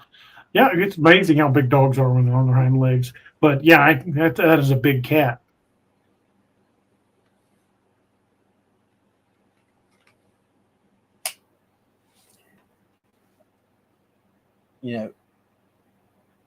Sometimes we don't realize how amazing the animal world, just what we know, is, much less the things that we don't know. And a lot of times people forget that mountain gorillas were considered cryptids up until the 1930s 30s, and Something pandas like were that. 50s. It's either gorillas were 50s and pandas were 30s, or vice versa. But two animals that you can go and see in a zoo now, just about any zoo in the United States or in the world, till the last century, were considered You go to gorillas. So just over 100 years. And pandas were in 1869. Yep. So I mean, that's really not that long in the grand scheme of things. And yes, Robert, if they'd been in a pod, they would have learned that. But that's what, like I said, that's what's so intriguing about it, is it was just two lone males that taught themselves to do this. It wasn't something that was a generational thing. They were just two lone male orcas that taught themselves, hey, we like great white shark liver, and they learned how to kill them and how to surgically remove the livers from them, basically. Isabel says there have been dinosaur reports recently in the Congo. Yeah, what they call the Mekele Mbembe. Yep. Boondock Mojo says there's a pod of orcas that run up and down the west coast called the LA pod that hunt sharks exclusively. All males, no females. They don't migrate to cold water. Yep. They specifically go after blues and makos. You know what? I'm all for it. Go eat them damn shark. But they didn't start doing that till after all that stuff in Hans Bay, though. True. The LA pod. And there again, the two in Hans Bay were both males too. So maybe that shark hunting is a male trait.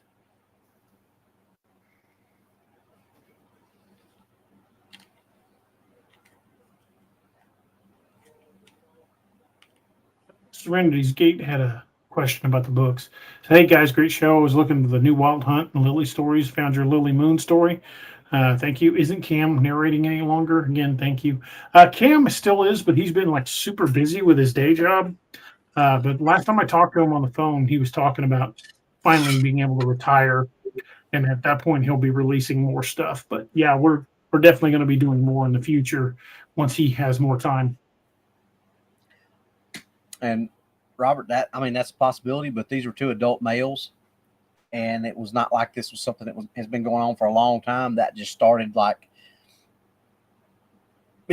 happening, and they were already males or adults once they figured this out. So I don't think it's something that had been going on for you correct me if I'm wrong, DA, because you know about almost as much about stories I do. That they just started doing it out of all of a sudden. Well, animals do learn new behaviors. Yeah. So I don't think this was something that was taught to them by their parental figures. And I don't know I don't even know if it was said if they were siblings or not. I mean, they probably were, but I don't know if anything like that was ever proven. I know it was just those two. They were males, and that's all they did was, as far as they knew, was feed on great white shark liver. Developed the taste for it, and that's what they were going after. Yeah.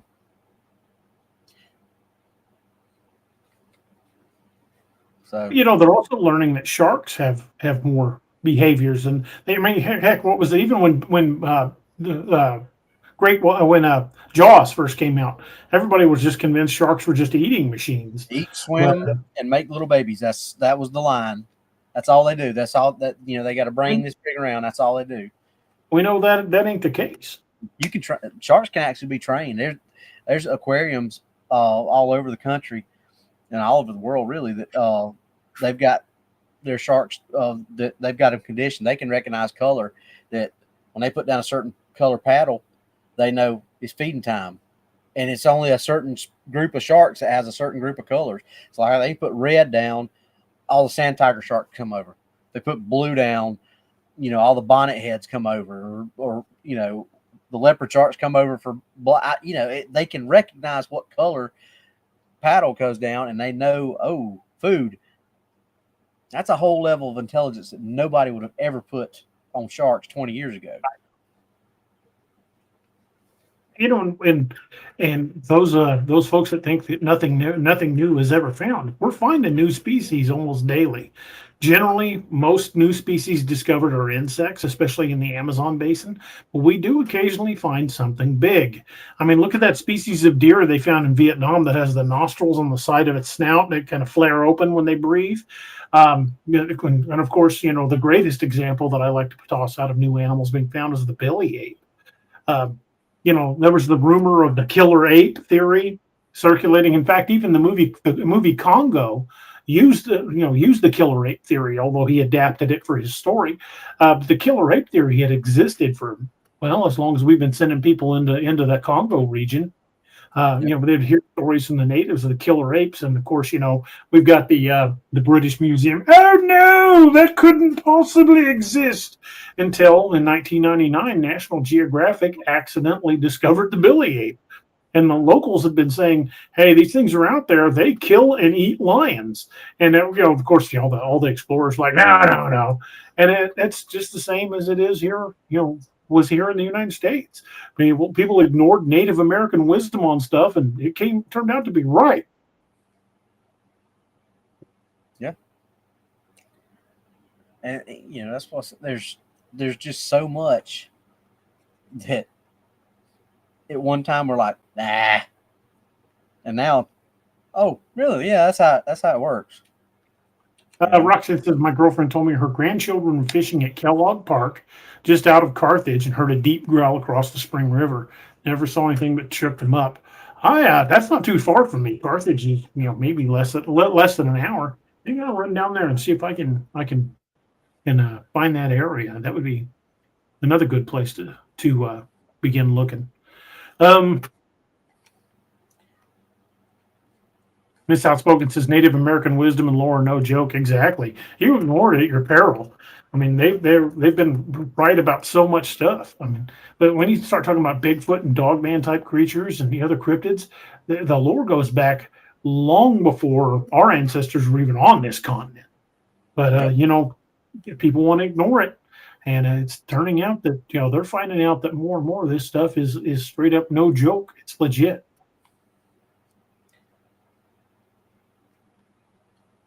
And she said she live in Carthage. I don't know that area very well, but I'm pretty sure I could find that.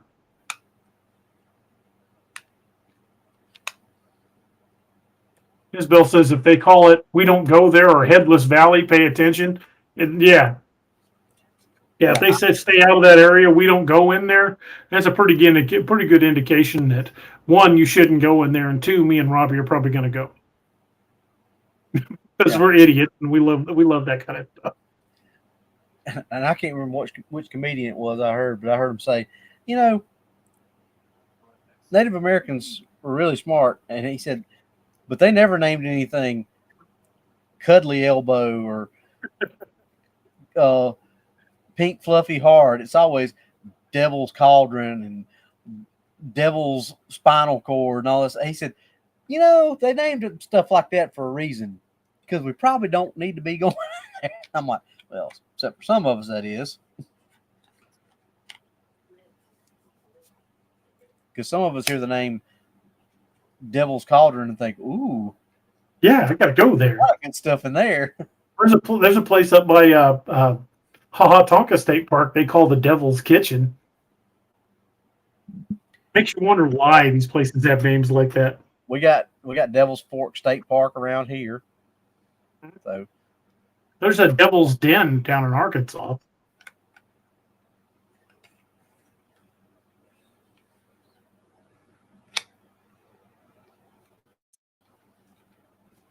On Yeltsin, this sounds like a new chili recipe. Roxanne says, DA, if you go there, let me know. I can meet you there and take you to the park. Okay.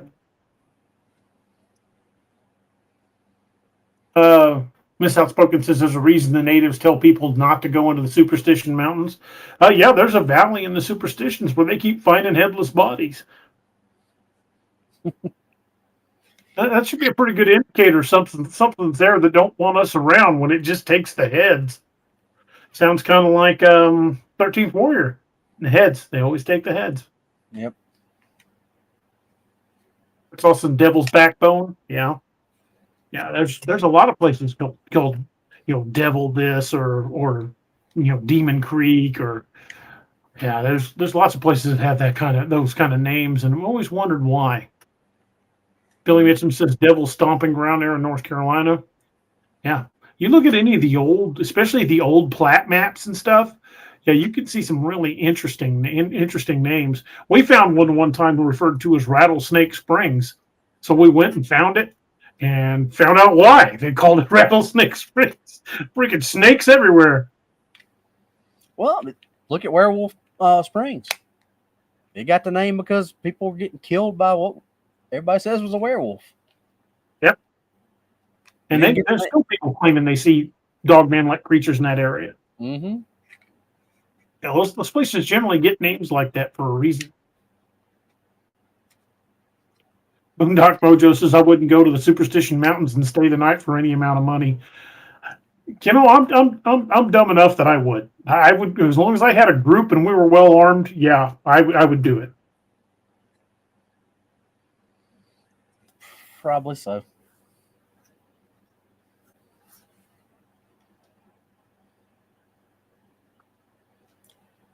Eliwa Wolf says nothing will grow Devil's Stomping Ground, if I'm not mistaken.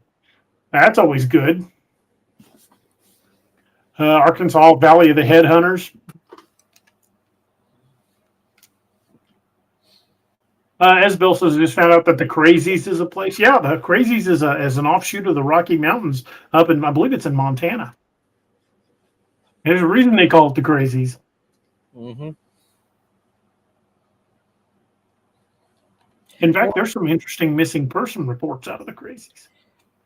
And it's going to sound funny when I first say it, but this road was named over 100 years ago. There's a road here in Pickens County called Booger Branch Road. Now, when I was a kid, I used to think, oh, that's funny. Why would somebody name it after, a piece of snot in your nose? But I don't think that's why it was named that now. You know, you hear about growing up, you stay out of them woods. When it gets dark, you better get out of them woods and boogers will get you. Especially knowing how close it is to a certain piece of audio evidence that we've been playing on the show for a while now. Speaking of that, you guys want to hear that?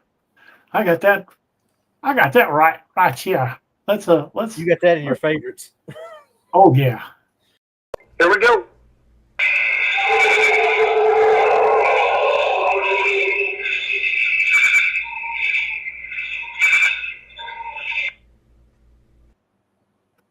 And that's just a hop and a skip and a jump from Robbie's backyard. Yep. Not far at all. Bucky's in there going, Bucky's like, what the hell was that? Yeah, now you hear that outside your house. You remember what that story Coonbo was talking about when he had that what they call the Ohio howl, the siren call, and he was listening to it on his home stereo, and he kept turning it up to try to listen to it. And it said, I didn't think about that fact. I wasn't using headphones. He said, and then I heard that call from outside the house. He's like, at that moment, I turned it off and hid. He said, because it was standing like under the booger light in his backyard screaming at his house. He said, apparently I challenged it, and it was not happy because I turned out the lights and hid.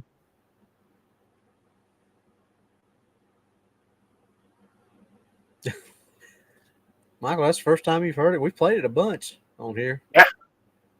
Sentinel's in the house. What's up, brother? Yep. Sentinel.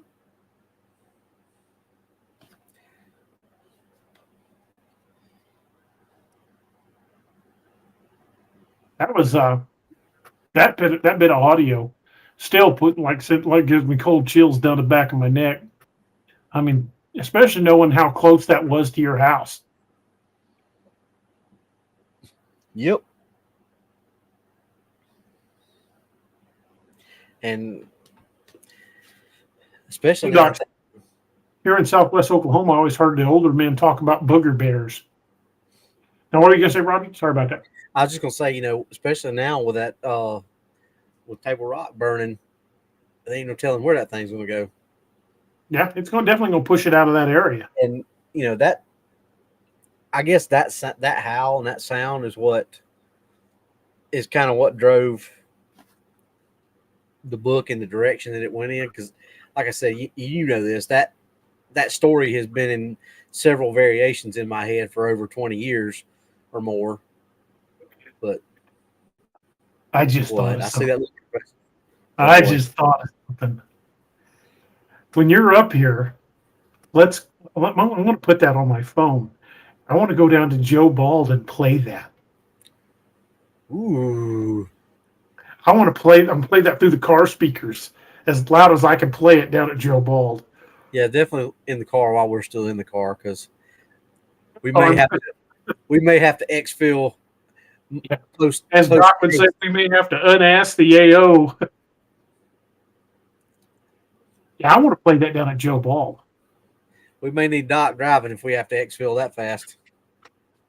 Yeah, Doc suddenly turned into Mario and Andretti. Or at least Mario. It's me, Mario. That's it. We got to get Doc a mushroom so he'll be as tall as the rest of us. Ron Yelton says, DA, you'll need a megaphone to get real loud. Or I've got a pretty loud Bluetooth speaker with heavy bass. I bet I could just like set that Bluetooth on the roof of the car and crank that sucker up, because it gets loud. When we listen to that when we're working outside and stuff, that Bluetooth gets pretty damn loud.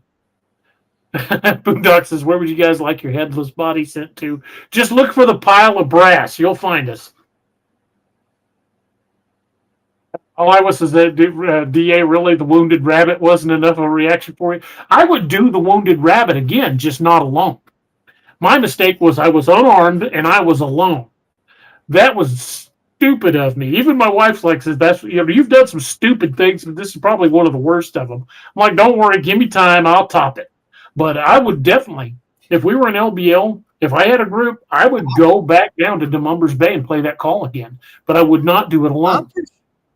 I'm pretty sure she think we topped it from our last excursion into Moon Valley. Me and you, that is. That was not bright of either of us. We about got ourselves cut off. I was about to say, I'm pretty sure Miss Annette would say, "Oh yeah, that tops it." Yeah, if she'd been there, because she didn't actually see what happened with that one. But had it not been for Doc on the thermal, we would have gotten cut off, because that's the only way we even found out that other one was there. Slay says, I'm going to bring Miss Annette a couple of pairs of handcuffs. Oh, I got tons of handcuffs. You boys are going to get at. I want to go down to. I want to go down to. I've got the answer to those handcuffs. I got cuff key. Hell, I still got a cuff key on my key ring. I've been a cop in 5 years, and I still got a cuff key on my key ring. Did you see how small that one is? You can hide that one anywhere. I got that in my ASP instructor class. I really think that we could get a response playing that down at Moon Valley. Oh, not at Moon Valley, down at Joe Bald. We probably get a response at Moon Valley too. Played that down at Moon Valley, because we got that violent response after you howled. Jesus, if we played that, holy Lord have mercy. Oh Lord. Okay, I know what we're planning. What I'm planning to do next time we're down there. Wyatt, we may have to take you with us down to Moon Valley. We may need the extra guns. It's been real, y'all. Just know we went out the way we wanted to go. We will try to live stream, but it might be one of those live stream. Yeah, we're definitely taking a group down there if we're going to play that in Moon Valley.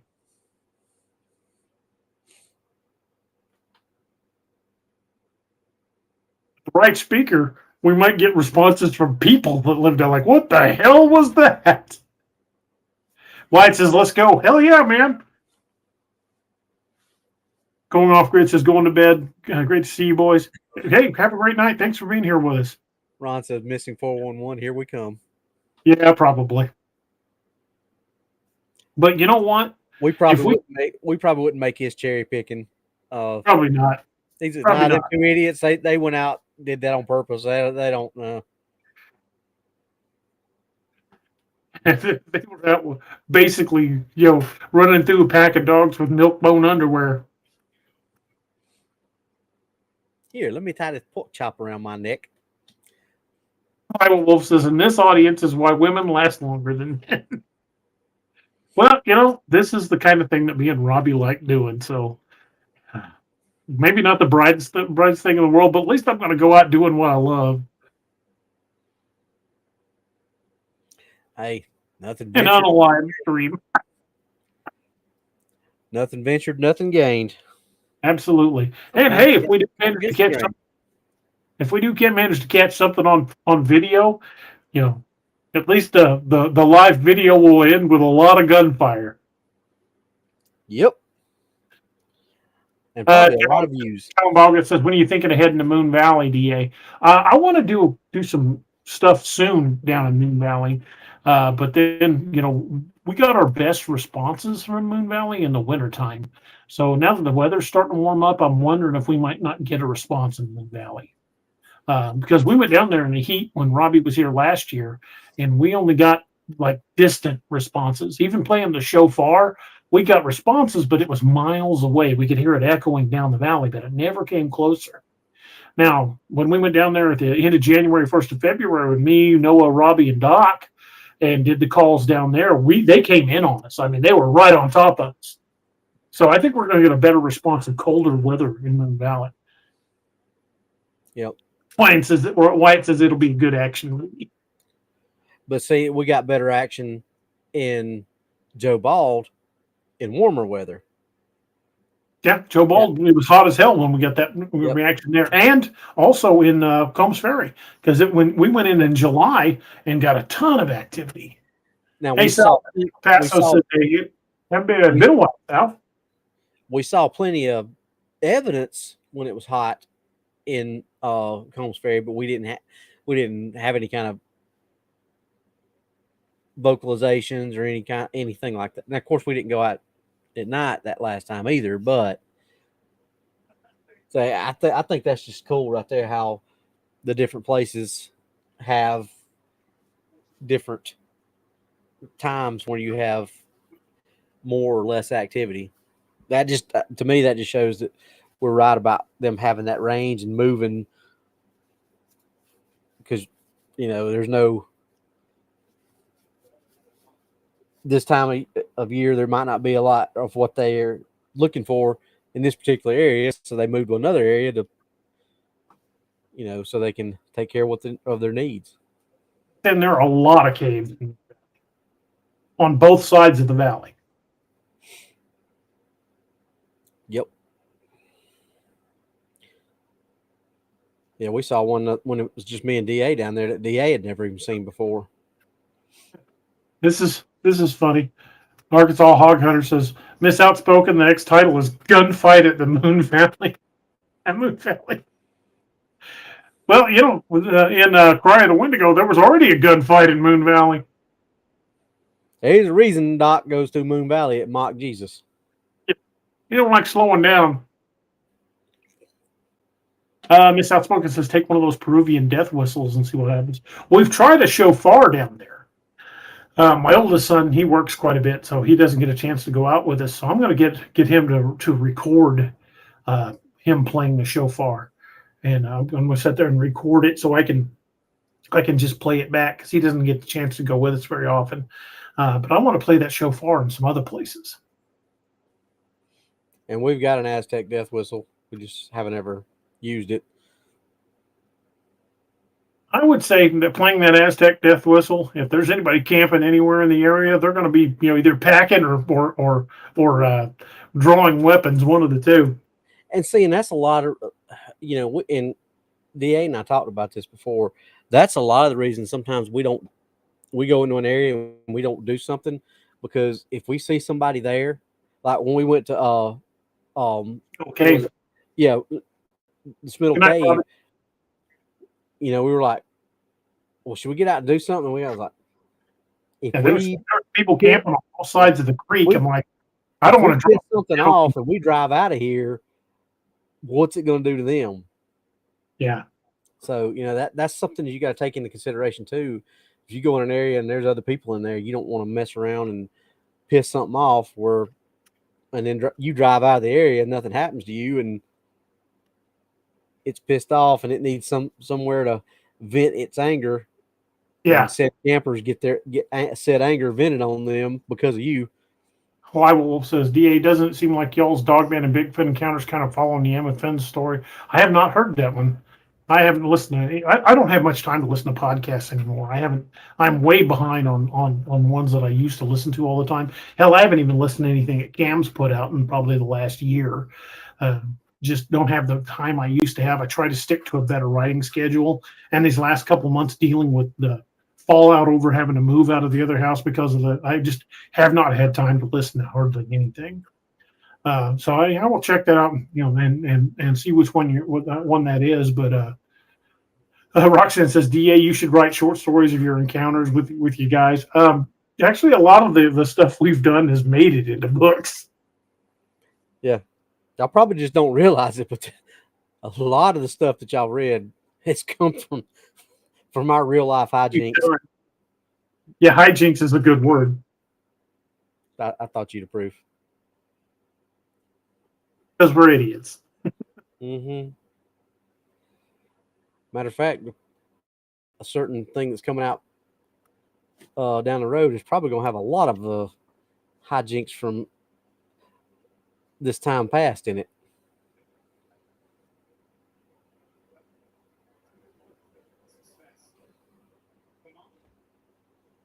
Hold on. Answered somebody. Because Doc and I talk about it all the time. We kid around saying DA's got either a recorder in his pocket or a hidden notebook that he just sits back and lets record or takes down notes and stuff that me and Doc say. Because we give him unlimited dang it, the word just left me. Material. We give him unlimited material. Isabel says, I've not been listening to a ton of stuff because of writing and video projects. I'm trying to get off the ground. Yeah, I try to stick to a pretty good writing schedule when I can. So I don't listen to near as many podcasts as I used to.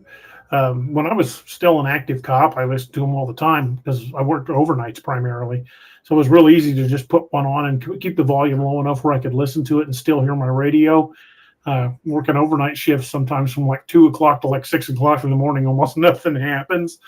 But then you got other nights where you're just bouncing call to call to call. But we had a lot of those shifts where it was just listening to podcasts and writing reports.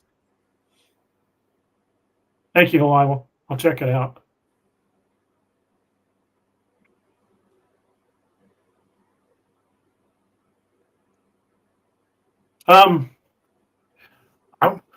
I think that you can almost start predicting the patterns of movement of these creatures by looking at the reports. Look at what time of year those reports are.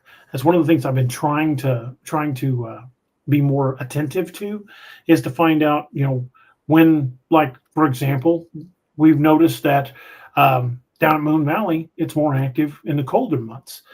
Joe Bald, it's been active pretty much year round. We've had activity in the heat, we've had activity in the cold. I think what's happening is we're seeing migratory patterns of these things, having a range, much like mountain lions or even bears.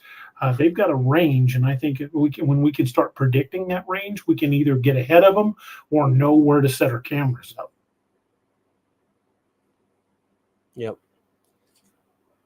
And I think we're slowly starting to figure out, and I wish it was where we could go down here like every week. We were able to go and be in Combs Ferry, be in Moon Valley, be in Joe Bald, be in these places and just constantly be there to kind of, throughout the entire year, so we could really have a good baseline and some good data points on stuff like that. But it is what it is. You got to do with what you got, deal with what you got. So, but I still think we're getting a pretty good grasp on it because we've been there at different times of the year, like you said, and and I think it does show a pattern. when you look at a lot of these old reports, especially like some of the ones that date back like the 70s and 60s, look at what time of year they say it was. It was summer, it was fall, because I think certain areas are more active at different times of the year depending on where the game's at. If you know with the areas where you're in, where the deer are at certain times of year, because if you notice, you get close to deer season, the deer get pretty elusive. You might see them all over the place, the months leading up to deer season, but when deer season kicks out, they're back on land that they know people can't hunt on. Even I've had, I'd go out and scout an area where I'm going to hunt and see plenty of deer. And then opening day, it's crickets. Just like turkeys.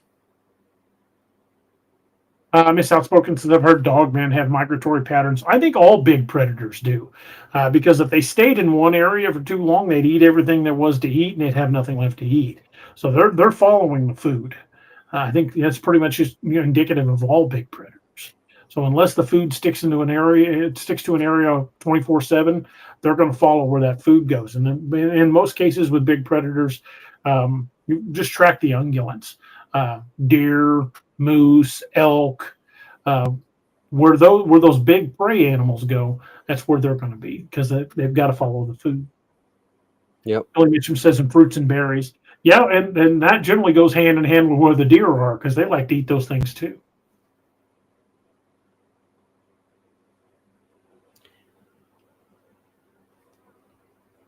Wyatt says we've had dogmen come into the area. We normally have Bigfoot activity last summer. Yeah, Wyatt has got some interesting things going on down near him. Him and Richard have had some interesting encounters, and I can't wait to go out with them into some of these areas. I would very much like to take a group, but it's going to be tough to do it with Richard's boat. Hopefully, maybe we can come up with something a little bigger, or start going into these areas by multiple vehicles. Well, when I win the lottery here in a little while, I want some of this $515 million that the Powerball's at, and I can hang the badge and gun up and just buy everything we need. We ain't got to worry about it. Get us a couple of those Global X vehicles they make here in Springfield that are basically self-sufficient. Mm-hmm. Get 2 or 3 of them big bastards and take them into places. And give me one of those. Give me one of those. Give me 3 of them. Just a guy says, he said, DA in the real world are Gugway to be an invasive species of Sasquatch, kind of wondering why you paint the narrative in your books. Well, primarily when we first heard about Gugway, especially when you look back at some of the older lore, it's a Micmac word. Gugway comes from Cookway, which it means face eater. And the Micmac are a northern tribe. They're like Great Lakes and beyond. Up into Canada, but in the last decade or so, there have been Gugway sightings, even like as far south as East Texas. So I think they've come farther south looking for more food and pushing into areas they weren't normally in. But these bigger ones like the Gugway or the Genosqua, these are your more northern ones that are probably primarily meat eaters. Kind of like looking at bears. We've talked about this analogy on a number of occasions. You look at black bears here in the lower 48, and they're omnivorous. They'll eat roots and berries, and they'll eat meat. They definitely will eat meat, but they're browsers. They're constantly eating wherever they find food. You look a little farther north into grizzly bears. They do almost the same thing. They'll eat roots and berries, but they eat more meat because they tend to be bigger. But they do get a lot of their diet. And their intake is protein. But then you get farther north and you start running into polar bears. Those are 100% carnivore. They don't eat berries. They don't eat fruits because they don't grow up in the Arctic Circle. These are meat eaters. They eat fish. They eat caribou. They eat, slow Eskimos, seals. Slow Eskimos. That's a good one. They do. And, we were talking about some of the sightings that have recently been coming out of British Columbia and parts of Alaska, where the hunters described a bear taking their moose kill. But the bear they described was not a brown bear and was not a polar bear. What they're describing or was known as the short-faced bear. And the short-faced bear was a cousin of the brown bear, but could get up to 19 feet tall on its hind legs. And if those things are still out there, because they only supposedly died out like 25,000 years ago, these are part of the megafauna, remnants of megafauna. If they're still out there, it could be one of the largest predators on land, one of the largest land predators in the world. And I'm wondering if those things might still be out there, even if it is just small numbers. Halibut says, I wonder what the pizzly eats. Probably whatever the hell it wants. Those things are pretty big. Miscellaneous has got an important phone call. Well, have fun. Tell him I said hi. Isabel says, right now my wish list is heavy on food items. I really want to just start canning my own vegetables and going back to a much more raw food kind of diet. No one I've been little by little doing that. We've pretty much cut high fructose corn syrup just out. We don't have it in our diet. We're trying to get things that are only natural sweeteners. None of these chemical sweeteners. We're also no longer cooking with seed oils. We're cooking with bacon grease. We're trying to find a place where we can get tallow. But we're using natural oils. We're not using seed oils anymore. So we're cutting a lot of stuff out of our diets entirely, and we're doing a little at a time because it's tough to do that all just cold turkey. But hopefully in the next year or so, we're going to be looking at not necessarily like a carnivore diet, but a more whole foods kind of diet. We used to eat a whole lot of hamburger helper because it was cheap. When the kids were little, we went to the grocery store. We got what was cheap, what we could afford. But not to sound like I'm any kind of great gourmet or anything, but Noah and I've decided that we can do it better. So we're going to be doing hamburger helper, but it's all going to be from scratch.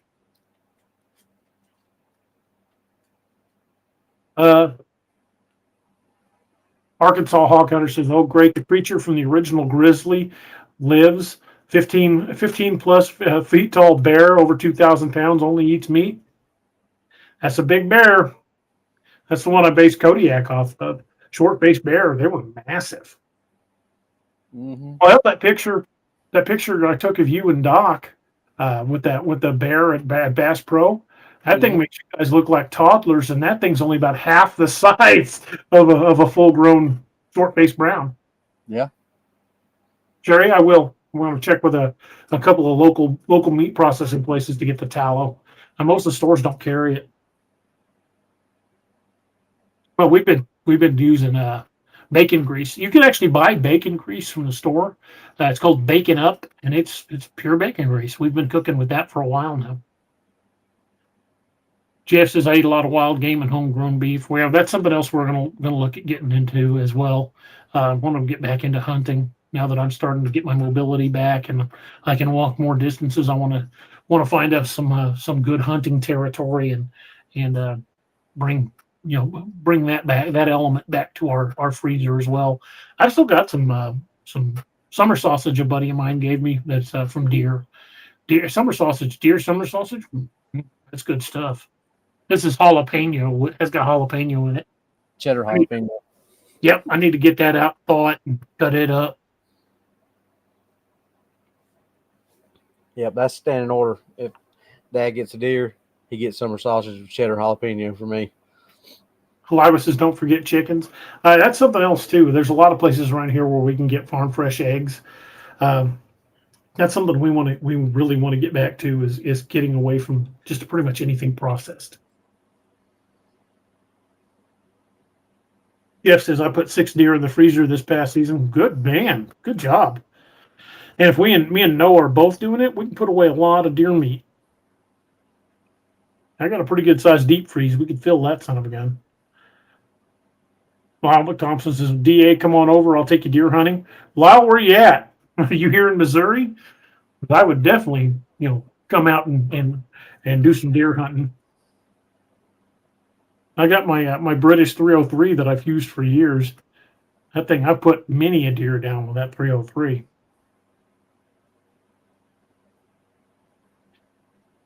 Judy says, buy lard. We were talking about getting lard, bacon grease, and what's called ghee, which is just clarified butter. And we cook a lot with one of the things we cook with most is butter, actual butter, not processed margarine. We don't even buy that anymore because it's horrible for you. Margarine is only like one or two chemicals off from plastic. So I would much rather eat butter than chemicals.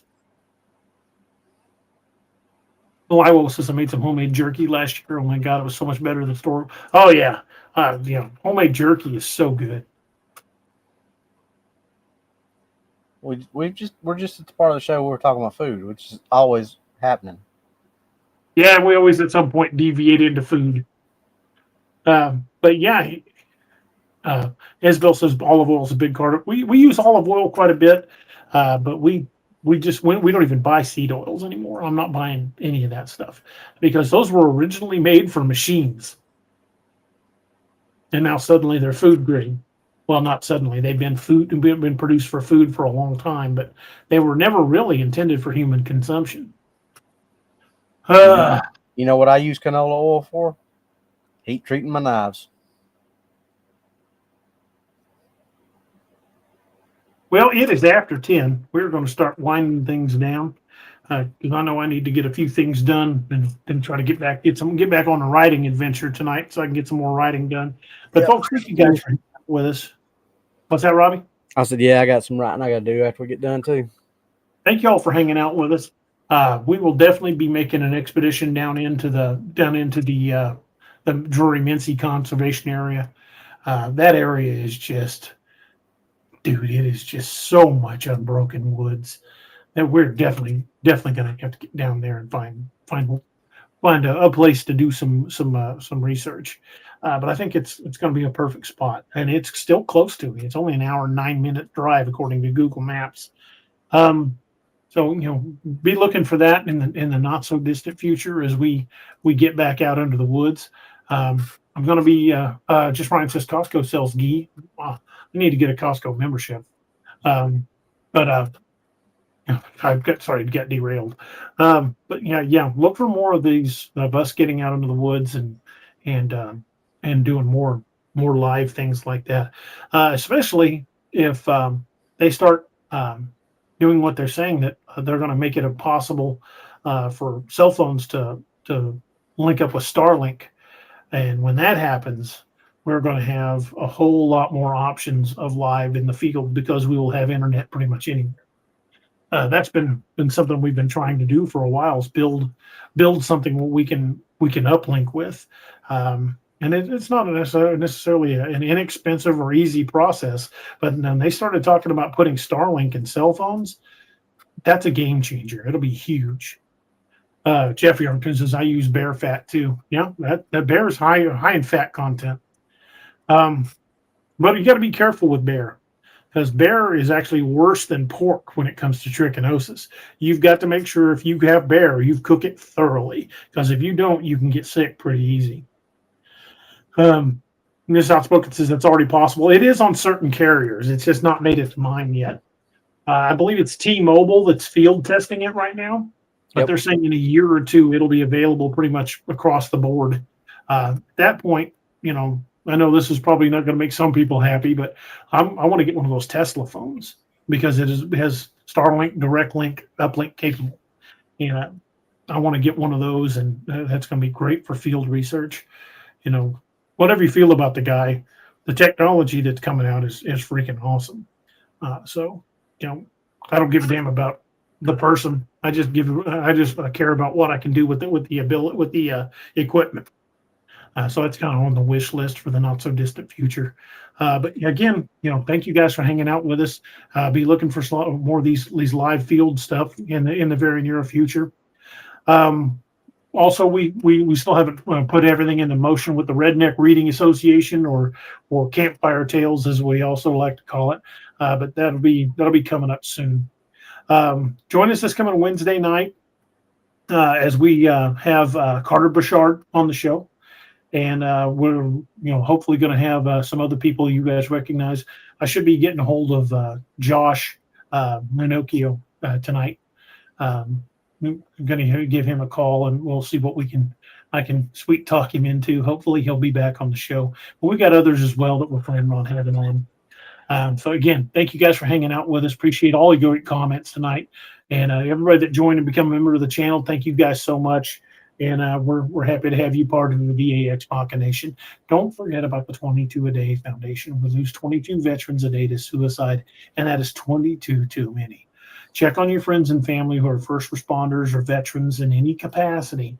Whatever they did, whatever uniform they wore, we owe them a debt of thanks, and reach out to them, because sometimes these folks, well, I can tell you firsthand, sometimes they've seen and experienced things that still haunt them, and it will.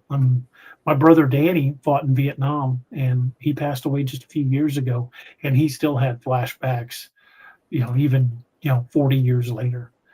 So some of these folks, really could use a voice to letting them know it's okay, that they've got people that care about them, because at least 22 times a day, where people are losing that battle.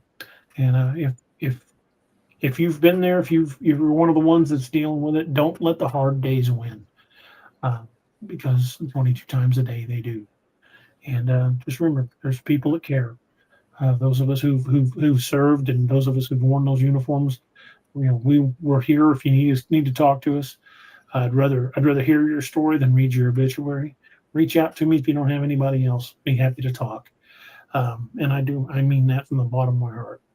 But folks, there are people that care, and reach out to those that you care about, because you never know when that "Hey, are you okay?" text maybe what keeps them off the edge. So reach out to them, let them know you're thinking about them, let them know you care, because 22 a day is 22 too many. And as we start wrapping up the show, we are going to wrap her up with a quote that I'm very proud of. It's from an old Irish drinking song called "The Parting Glass." And Robbie, you want to take us out with that one? Sure thing. Wait for you to get it up for everybody. But since it fell into my lot that I should rise and you should not, I'll gently rise and softly call. Good night and joy be to you all. Night, everybody. I did one. Slanja. Thank you for joining us. Catch us again Wednesdays and Saturdays on DAExMachina. A special thanks to all our channel members and Patreon supporters. Please make sure to like, share, and subscribe.